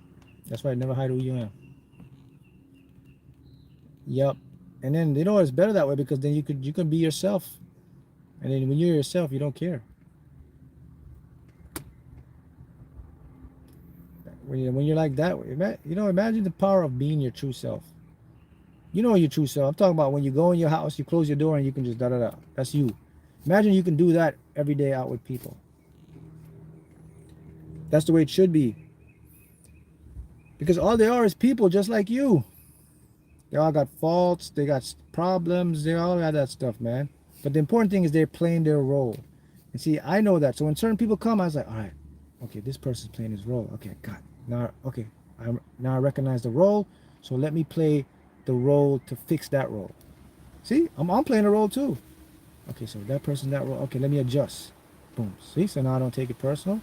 Then I could cut that person off, or just let that person, whatever it is, I'm gonna be fine now. See, now I don't get emotion with it. My ego don't get like upset. Like, Mark, why could you let that happen? Da da da. I don't become a victim anymore.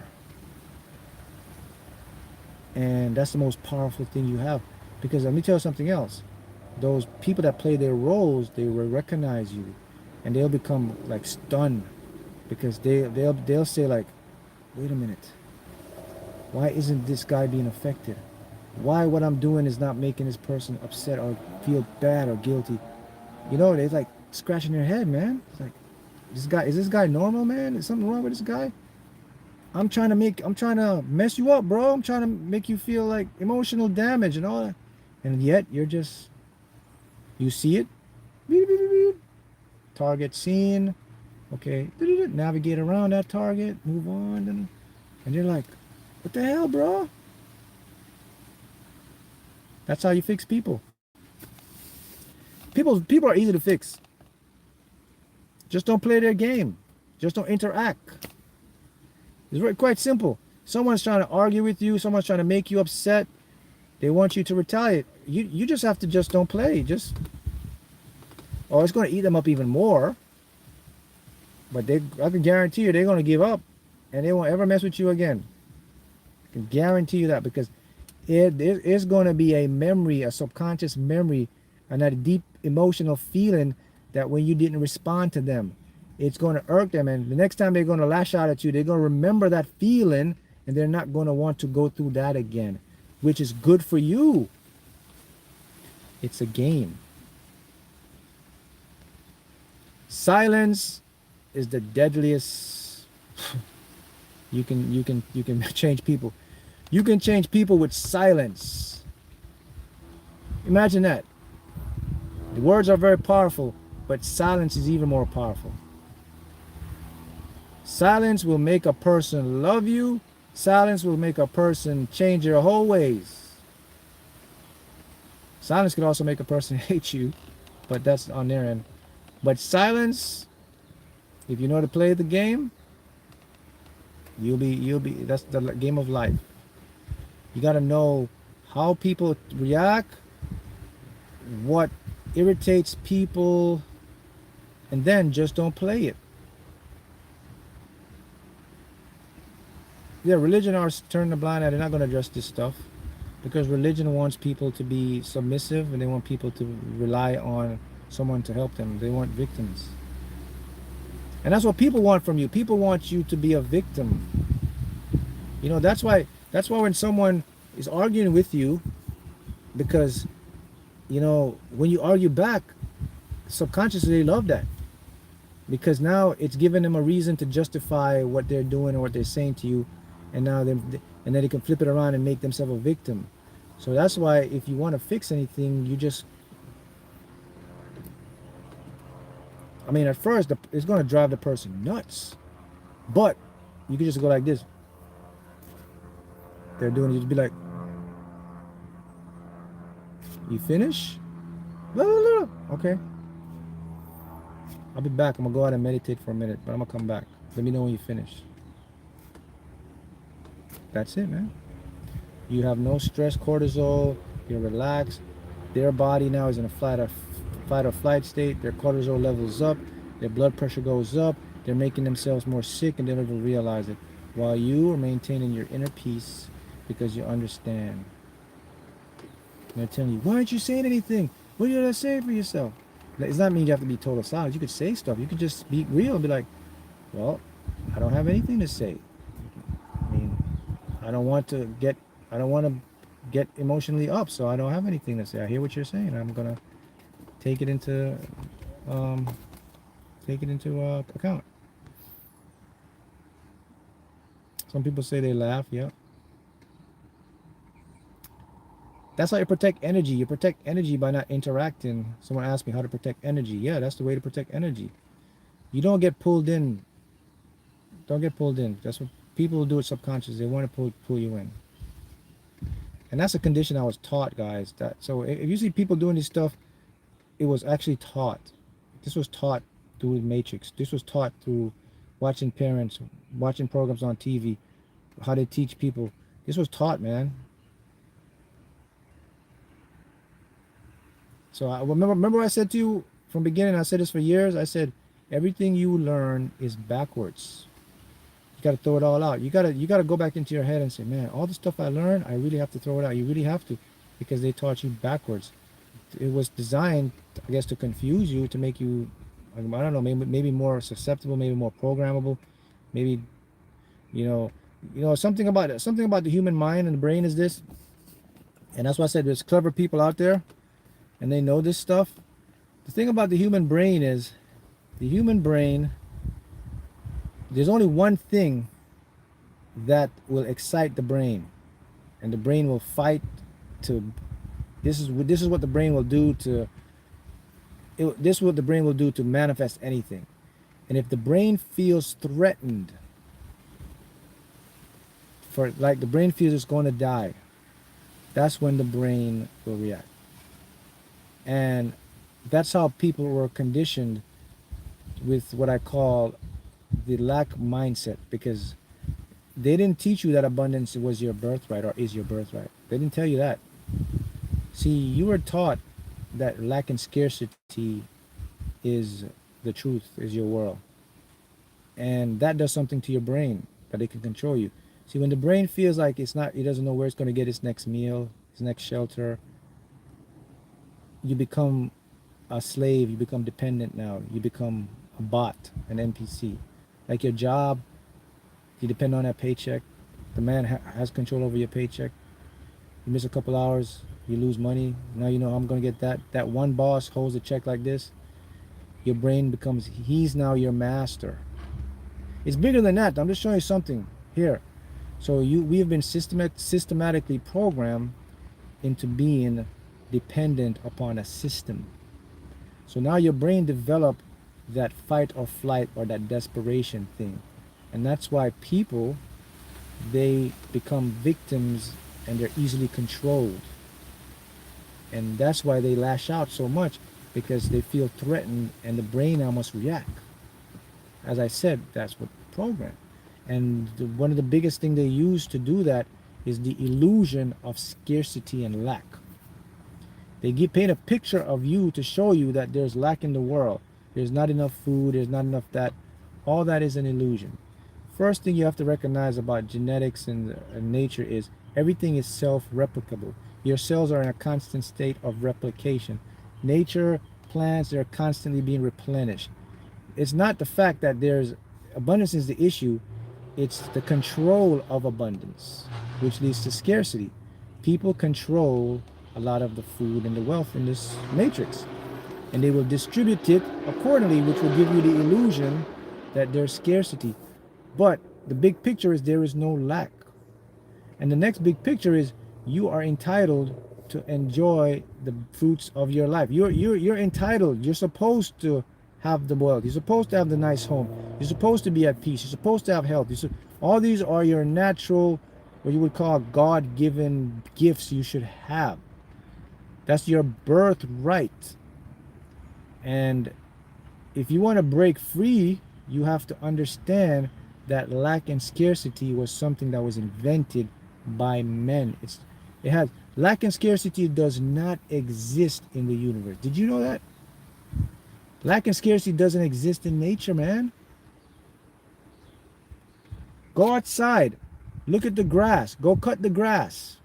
I guarantee you 2 days later it shoots right back up. If you cut it, it even grows faster. There is no scarcity in the universe. As a matter of fact, the universe is infinite.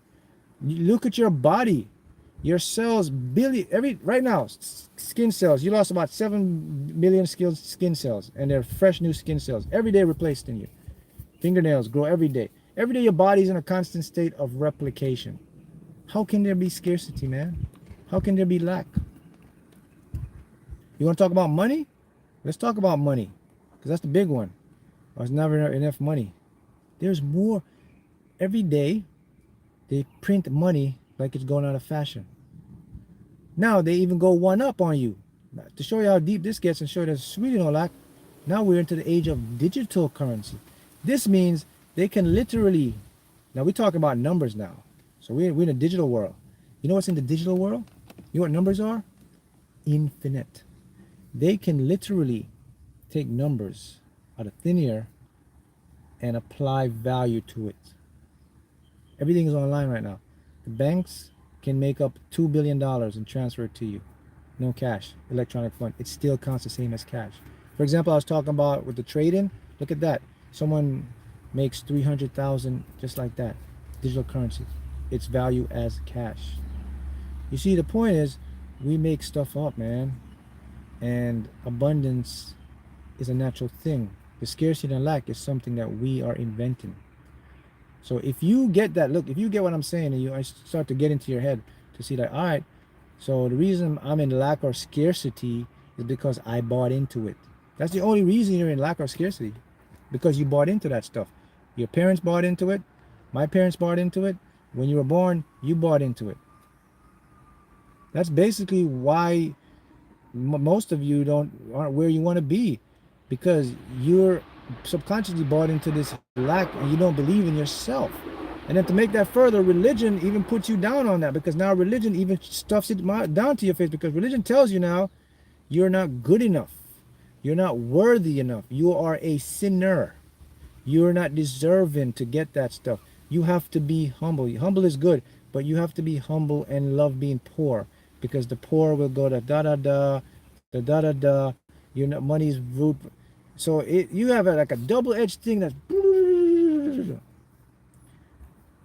all along. The truth is, you came here to experience everything wealth and abundance, because the earth is abundance, man. Fruits grow back, plants grow back. If that was the case, if you came here, that means that once the grass grows and you cut it, it's done. Then I would accept, okay, yeah, lack and scarcity is a part of the universe. That doesn't happen. I just said you. If you cut a tree, you cut a leaf, it grows right back. You cut the grass, it even grows back faster. You know that. When you cut your grass, fresh cut grass, especially after it rains, man, I just cut the grass. It grows back faster. There is an inherent program for abundance in everything, and it's included in your DNA. Within your DNA is the code for your abundance. You have to unlock it, though. You have to unlock the code. And to unlock the code, you have to understand that abundance is truly why you came here. I'll show you. I'll show you further evidence. I'll show you further proof that abundance is your birthright. Look at your taste buds. You have different taste buds to enjoy different fruits and different things in life. If that wasn't the case, if you didn't come here to enjoy everything and experience stuff, then everything would taste the same. Everything would taste like water, because the universe didn't care. Evolution don't care. It says, I'll just make it easy. But yet, you have the ability to taste different fruits, different things, experience different pleasures in the brain of feeling and tasting. Where do you think that came from? If you think lack and scarcity is part of life, then everything would taste bland, man, because your body would just adapt to the easiest way to survive. I'm just gonna make everything taste like water. It's easy for me. That's what the body would say, but the body doesn't do that. Look at everything on your body, the senses you have to interact with the environment. Everything was designed for you to indulge and experience whatever you desire. Okay? You came here to experience wealth. Now look, when I talk about wealth, now I'm not talking about, oh, you got to be a billionaire. That's not wealth, guys. Wealth means to be able to live life on your terms and be happy, to have the things that would make you feel happy. If it means being a millionaire, billionaire's fine. But wealth for everybody's different. But the point is, you came here not to struggle, not to stress, not to like paycheck to paycheck or trying to do all that stuff. You didn't come here for that. But I can't make you see that until you activate what I just tell you. You know, some people will hear this word and be like, oh man, Mark, that's so inspiring, blah, blah, blah. After they watch this video, they go right back into the old pattern. Oh man, great stuff, Mark, man, you're so inspiring, man. And they go back. It's not going to work like that. You have to buy into that. You have to buy into the concept that abundance is your birthright, because you have to reconvince your subconscious mind, because your subconscious mind has a wrong map now. It says it believes lack and scarcity is your birthright, because that's been played on and programmed by the matrix, by the gut system, or whatever you want to call it. You have to do the work to reprogram it back. And the first part of that work is to accept and believe that, man, you know what? This guy might be right, man. What if I start believing that abundance is my birthright? Maybe things will change. Yeah, it will start to change for you, because you're setting the trend now to see reality in a new aspect. And I think that's the problem a lot of people face, you know, because there's this dogma or this stigma that having money or being wealthy is a bad thing. Look at where we've gotten. It's to show you how corrupted this stuff is. There's things out there saying that they're actually saying when you enjoy your life or you're living your best life, there's something wrong with that. You have to struggle like everybody else. And I can prove it to you, because there's times some of you experience it. Some of you have been on the bad side, you struggle, and now you're making good with your life, and you still feel guilty about making money or having a good stuff. Some of you feel guilty. Am I lying? I'm not lying. There's some people feel guilty about making a lot of money and living life, and then other people suffering. Now look, there's nothing wrong. You have to have empathy for people struggling, but this is about yourself. You feel guilty about living a good life. That's how deep this stuff has been embedded in you. Think about that, man. Think about, you actually feel guilty for doing what you're supposed to do. You want me to get deeper than that? I'll get deeper. How about people that they live and they work and they settle for whatever happened in their life, and then when something comes up, when an opportunity comes up for them to live their best life, you know what they do? They shut it down. How about that one? There's the opportunity for them, and the mind, the conscious, the subconscious says no, and they miss the opportunity because it's so embedded in them. They'll fight against the thing. They'll fight to protect the thing that's holding them down. I said that before. That's the true meaning of insanity. To fight and protect the very system that's making you lack and scarcity. They fight to protect it vigorously. How do they fight to protect it? Well, Number one, they don't believe it. They don't believe it's possible. They think a lot of stuff are scams. They'll think it can't be them. They can see no way happening. They'll say, oh, it's impossible. There's no way you can make money like that easily. You can't do that. I have to go work hard to do that stuff. That's how it programs you. But yet, when you look around you, there's so many people doing so many stuff. There's people sitting right now at a computer, and they're probably drinking a juice, and they just made $500,000 by blip, click of their computer right now. Like $500,000. You gotta be open. You got an open mind here. You know, that's why it's important that you gotta like know yourself. You gotta figure out like who you are. You know yourself. That's why. So if you want to get an idea of how to become abundant and make your birthright, you got to start to listen to your self-talk. Your self-talk will give you a big tip on what part of the spectrum you're at. So you got to notice your self-talk. You got to spend some time and analyze that self-talk and then start to change it, man. Start to put new empowering words. Talk to yourself, because somebody's been talking to you from you were a kid. A bunch of people have been talking to you, and they're talking to you the wrong way.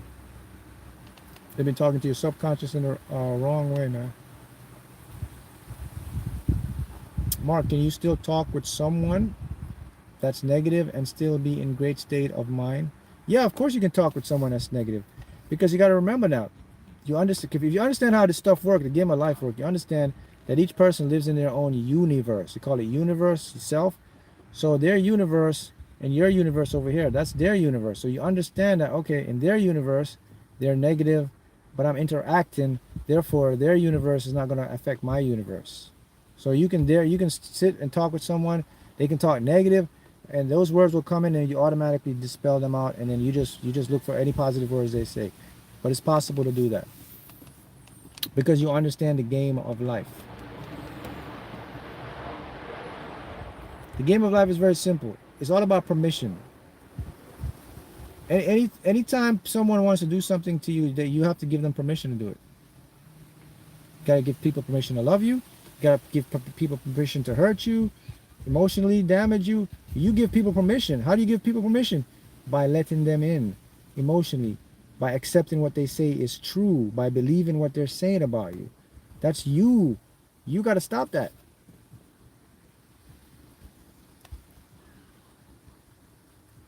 Now, someone says everything you feel from other people are a direct reflection of what you feel about yourself. Now, that is incorrect. That's another thing that will mess you up, because now there's this thing going around that you're everyone pushed out. Not necessarily. Everyone you meet is not a reflection of you being pushed out, for the simple fact that every single person has their own conscious awareness of the self. They have free will. They have the ability to, if they want to go east or west, they can.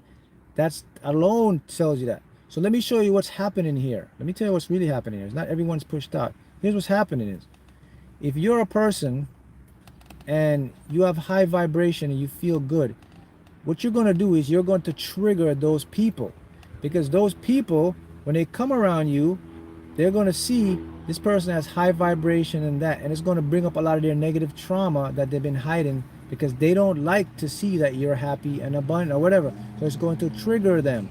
So they're going to start to act very negative towards you, but you're going to be mistakenly think, oh, that's me projecting. No, you're just a threat to them because of your high vibration. It triggers up their deep emotional wounds. That's what's actually going on, guys. Stop buying into that stuff, man. That's going to make you more lack and self. It's going to make you more lack, man. There's nobody is you being pushed out. You're your own self being pushed out. I don't know where that came from. I seen that too, and I was thinking about it. I was like, no, that can't be true. It cannot be true, man. There's a lot of teachers that's telling you that. You're yourself being pushed out. When you meet someone, so then what that means, everywhere you go now, you're going to be blaming yourself and all that. Stop. Use critical thinking. I'll repeat it for you again so you can understand how it works. Let me show you how it works now. Okay? Two different people have two different mindsets. Two different people have free will. You cannot be that person reflecting about yourself. It cannot be that way. There's two things happening. Number one is either you, that person is being triggered by your vibration, which brings up what they don't have. Okay? Number one. Number two, same concept. The dark will always seek the light. Natural law. Yin and the yang, duality. So when you go somewhere and you're a positive person and you're like, oh man, Mark, people just take advantage of me, man. Man, there must be something wrong with me. No, it's not. People are taking advantage of you because you're believing that there's something wrong with you, and that's why they take advantage of you, man. If you understand that, okay, this person is trying to take advantage of me because they recognize my goodness and my vibration and they're trying to get it, that's when you're going to save and protect yourself. But many people don't see that. Many people believe like, I'm just a pushover because I'm just like, maybe I'm not confident enough. See how that cycles you? So you got to stop buying into that stuff, guys. There's nobody is you being pushed out. You're your own self being pushed out.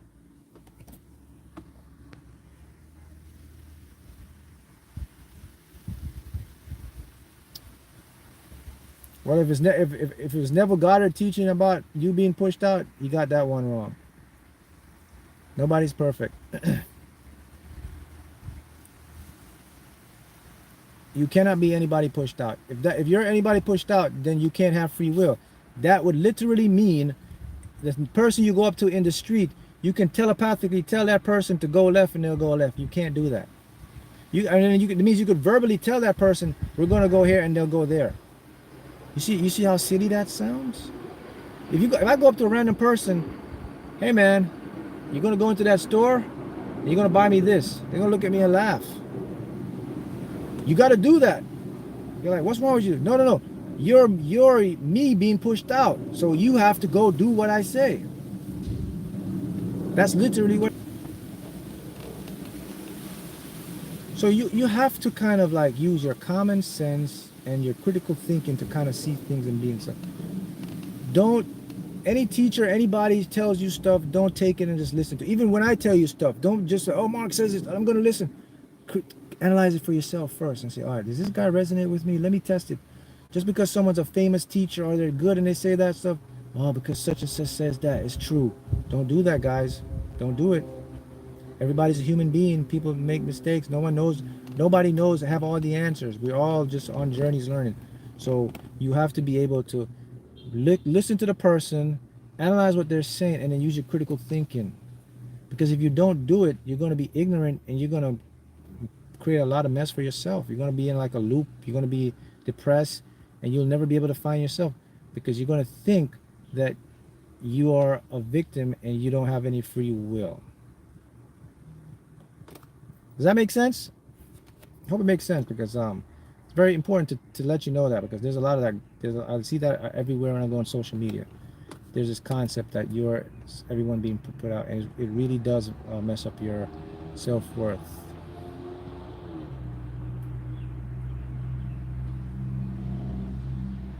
See, someone says the same thing. I heard that from the other YouTube about anybody that attract anyone.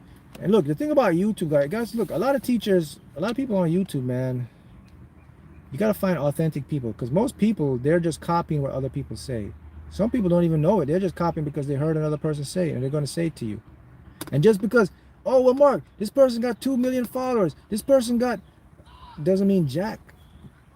That's not validity for you to believe someone just because they have a bunch of followers. Just because they say that stuff, you can't do that. Listen to yourself. Ask yourself, does this make sense to me?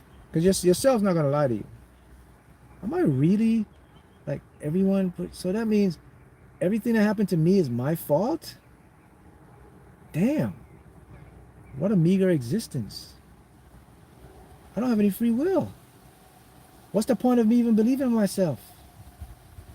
Because I'm always going to find something that pushes me out.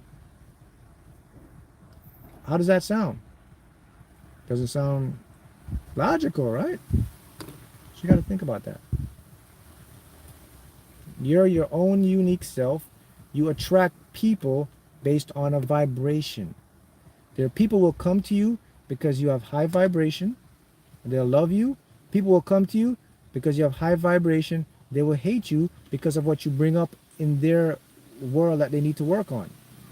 People will come to you because you have high vibration, because they want to be around you. People will come to you because you have high vibration. They want to use you because they're jealous and they see the light, and they're in the dark and they want to become the light. That's simple how it works. You have to be able to read the game and understand that these people are coming to me not because I'm them pushed out. They're coming to me because I lack what they don't have, so they want that stuff. That's all it is. So some of them are going to try to take advantage of you. Some of them are going to try to use you. But some of them will love you. Some of them will want to be around you, because it goes both ways. You have to be the one to read the play, to know who's coming who. You can't sit there and let people come into your life and just, oh, it's meant to be, man. It's my soul contract. I'm supposed to get taken advantage of. It's my soul contract. I'm supposed to go into this toxic relationship. I'm supposed to experience this to teach me a lesson. That's a bunch of bullcrap. Mark, I get taken advantage so many times. I keep meeting the wrong guy, the wrong girl, bro. It's got to be my soul contract, man. I can't fix this stuff, man. There's nothing to fix. You just been programmed and you've been listening to like crap. Sorry to put it, you've been listening to crap, man. Someone says what now? Oh, this must be a good one here. Someone told me there's no such thing called alcohol. Where can you manifest drunk? Yeah. Now, maybe what they're referring to is the name for the substance that makes you drunk. Yeah, I can see that, but the actual substance, if you want to call it alcohol, liquor, whatever, it does exist and it does affect the body. But maybe they're talking about, when people call it alcohol, maybe it's a different name.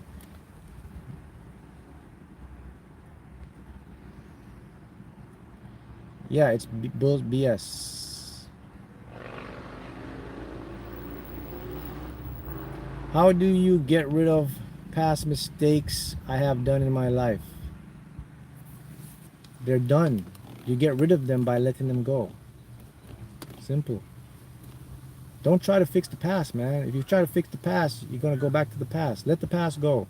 Whatever happened, it happened.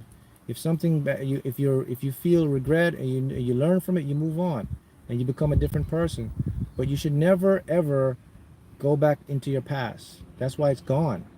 The mind has a very bad habit of reminiscing about the past because it makes you feel guilty, because that's what you're conditioned to believe. And the Matrix does that to you, because what the Matrix do is they set up things to hold your past against you. If someone makes a mistake and let's say they go to jail or something, the Matrix system now, boom, oh, you're this, your record. So you see, they indoctrinate to make you think about the past as something real. But the past isn't real. So that's the problem with us. We tend to hold on to the past. Like, oh, you're constantly going to evolve, and you're going to always make mistakes, man. It's a part of this process. That's how you're going to learn. No one ever learns by just doing it right. You're going to mess up. That's part of the game. Messing up is a natural part of evolving or using. So the past is the past. Let it go. That's how you'll fix the past.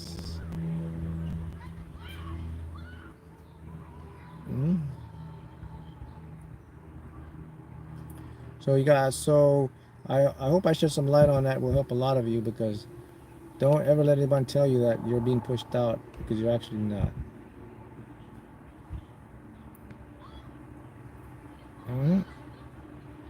Being neutral, not sad, not happy. Being neutral is the best vibrational state you can have. That's the flow state. When you can be a neutral or be peace, you're good to go.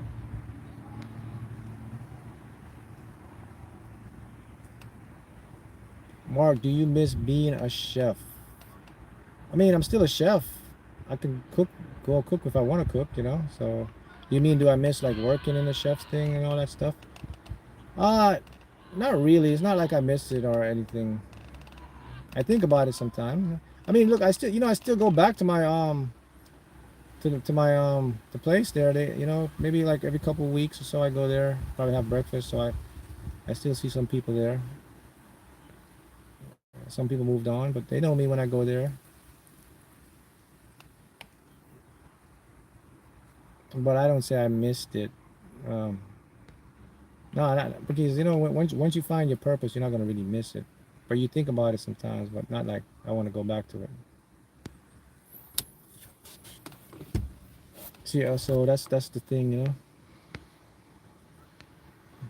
I know you guys love these long lives, man. That's why I'm doing these long lives. We're going on 2 hours here. Huh. What time is it? But this is packed with good stuff. Collapse numbers. How do you collapse numbers? There's a lot of videos on collapsing numbers. It depends what kind of numbers. I mean, the collapsing numbers are really for like the lotteries, like pick 4 or pick 5. That's collapsing numbers. Collapsing numbers have nothing to do. Well, you can pick 6 numbers if you want, but collapsing numbers is very simple. It's like telling the universe, hey, I want to create my own numbers to win. Then do that, and then watch and be open like for a week, because there's gonna be numbers might be flashing at you, and if you see some numbers that are like repetitive, like okay, this number came at me like 3 times, then you want to write that number down. The process could take a couple weeks till you get 4 or 5, whatever, 6 numbers, because the universe is going to show you, you know, or it could come to you in a dream, and then once you find something that resonates with you, you get these numbers, you like them, and they resonate with you, then you start to collapsing them. And collapsing just basically means a systematic repetition of visualizing them, affirming them, and then seeing them in like real time. So like if the lottery is it, you got to go into the lottery app, and you have to superimpose your numbers into the winning numbers app. So if you look at the app and it says winning numbers, you don't see those numbers, you see your numbers. That's basically the premise of collapsing numbers. There's more detailed stuff like that, but there's videos on details on that.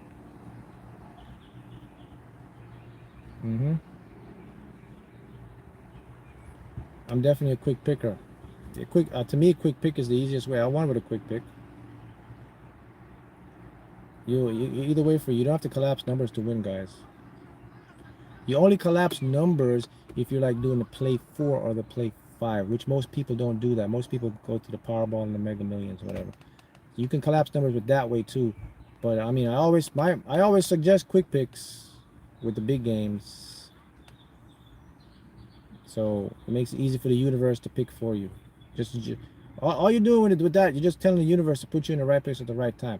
When it comes to winning the lottery or anything, the game of the lottery is very simple. Put me in the right place at the right time. Boom. I don't have to figure out the numbers, the winning column. I just want to know, hey man, just put me in the right place at the right time. That's simple stuff. I mean, that's what everything in life, right? You get the right job, you get the connection, the right place at the right time.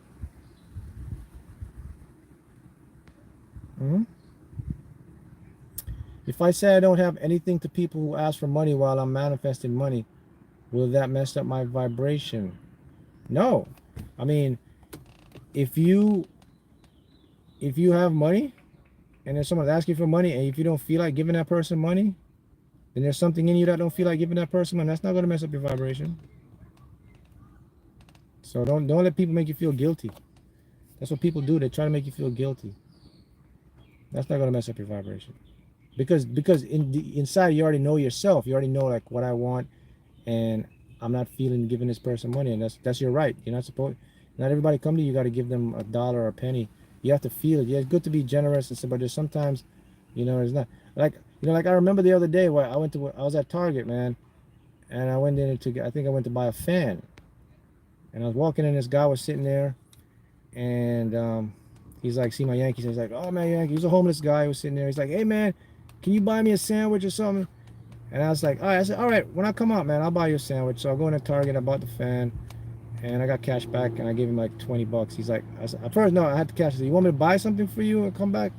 Or yeah, I'll give you the money. He's like, no. He's like, why don't you go buy it? Because they wouldn't let me into the store. It was like Einstein Bagel or something.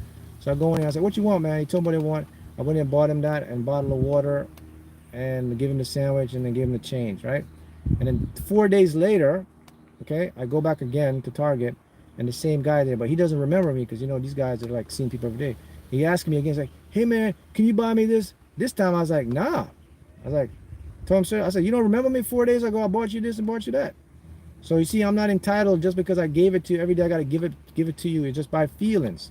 So that's how you gotta work that stuff. So if you see somebody, you help them one time, fine. You don't have to do it every time. And there's nothing wrong with that. I told him straight up. And he's like, oh yeah, yeah, man, I remember.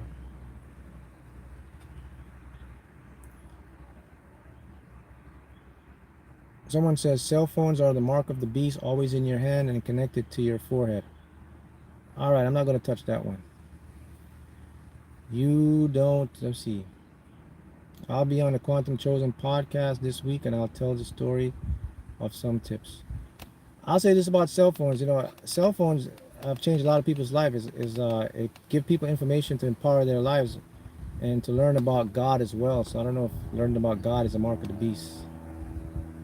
My mom gave me lottery numbers. She dreamt, should I use them? Absolutely yes.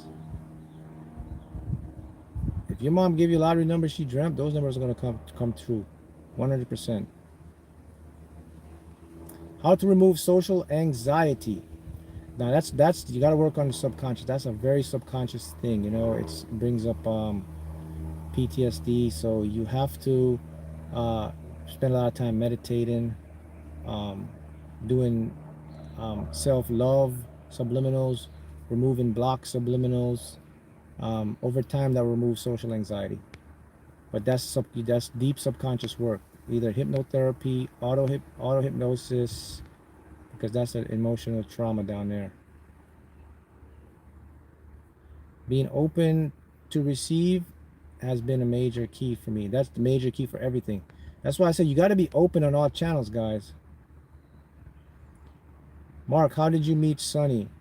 Sunny, I was so Sunny sent me a Instagram message, and she sent me 6 numbers in a Powerball, and then she's like, hey man, I found your channel, and she says I'm into manifesting the Powerball. She's like doing it, her mom and her like combining energies to win. So Sunny, of course, you know, she's in like Japan, and so her family, I think her mom's here somewhere in Florida. But so she basically said, and when she sent me those numbers, and she sent me the screenshot, she was off 1 digit of all the winning Powerball numbers. Like, man, your dream is gonna come true, because she had her own 6 numbers she dreamt, and I was like, oh yeah, you're tuning. And she was like, so cool. And then she just said, hey, I had a podcast. You want to come on my podcast to talk about it? And I did, and then that's how it happened. And then she said, hey, we should do our own podcast, and the rest is history. But the interesting thing about Sunny was before she came in, I declared that I wanted to make a podcast, and I was like, I should do a podcast. Then I let it go, and then she came in. So the universe will send you the right people at the right time. So that's how it's Sunny. I'm feeling like a big jackpot winner. You are. If you're feeling it, it's going to happen.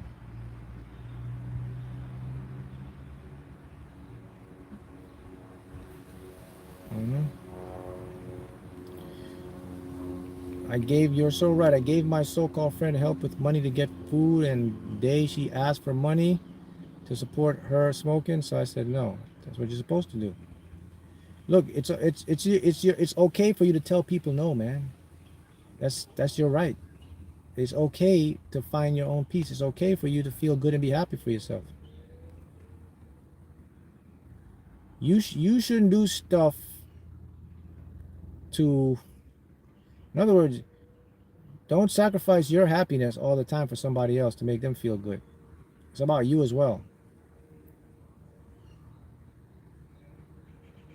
Many of us do that. Many of us try to like sacrifice or suck up or suck down to people to make them feel good, thinking that it'll change them. Just be yourself.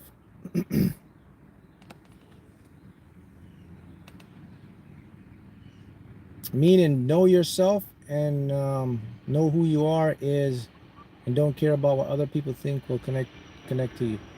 Yeah, because when you do that, you're connecting to your authentic self. You take out the ego, you take out resistance, you take out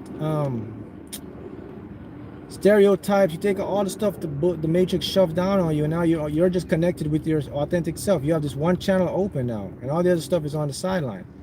And that's where you're gonna get knowledge, downloads, and all this stuff. Like the stuff I know, you'll know it too. But you got to be open and you got to find yourself first, you know. And I said this before. I tell people all the time. I said, do you know what it means to find yourself or to know yourself? And people say, yeah, I know myself. Then when I explain to them on a deeper level, then they get it. They're like, oh, knowing yourself is not about knowing your name, knowing what you're good at, or knowing your emotional status. That's not what knowing yourself is. Knowing yourself is the acceptance to know, not believe now, to know that this isn't you. That's what knowing yourself is. Point back. Knowing yourself is knowing that this is an avatar. The shades, clothes, me, my face. Oh, it's an avatar, man. That's a 3D projection. That's not me. I'm somewhere else. That's what knowing yourself is. Kind of bugs people out sometimes when it's like, huh? But if you know, you know. That's when you know that, then you know the game. So I know that, okay, this is my avatar, man. I'm out there in another dimension. I'm speaking in like different frequencies that can only be accepted by the unconscious. And that's what, when you know that, that's when you can see through all the BS, and that's when you start to like know the game of life. That's the true meaning of knowing yourself, because everything else is a camouflage. Everything else they give you is fake. Your name is fake. Your age is fake. Everything about you is fake. The only thing about you that's not fake is what you can't see, and that's your soul. You can't see that stuff because that's in a different dimension. That's called knowing yourself. All this stuff is like a role. It's an actor. You're an actress. This is your, it's your avatar. It's like a video game. It's like you know, you play those games. You sit in there and you have the thing on, and you have your sim, and then you're behind the controls, and the person in the video game, that's who you think you are. No, you're the person outside of the video game playing the game. The person outside of the video game has a bigger perspective. The person outside of the video game has more power, can see everything, you know. So that's what knowing yourself is, right?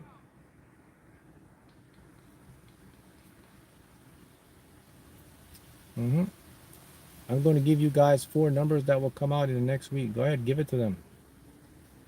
Oh man, my battery power is like 15%. I'm going to have to go soon. Mark, I plan to join Professor's Challenge. What will I need to do after I join? Well, you're going to have to, you email her, and then you'll have to open up an account. I think it's like Phoenix Trading account. There is a Telegram channel. There's a link. Yeah, I'll put the Telegram channel link in the description as well. So there's a video. Her team shows you like how to fund the account, how to set all that stuff up once you put it in. Because I think you have to buy the stuff in like Bitcoin, and then fund the account through Bitcoin, and then something like that. I mean, I don't know too much about the trading, so she just did it for me. But there's videos. I mean, there's so many of you guys do trading, so I'm sure some of you could help put people in the comments, show them how to open up an account, how to fund it. I think I did it with Cash App or something though. Gotta like Cash App has a wallet where you can buy Bitcoin and convert it into like regular currency. I'm sure, and there's other markets.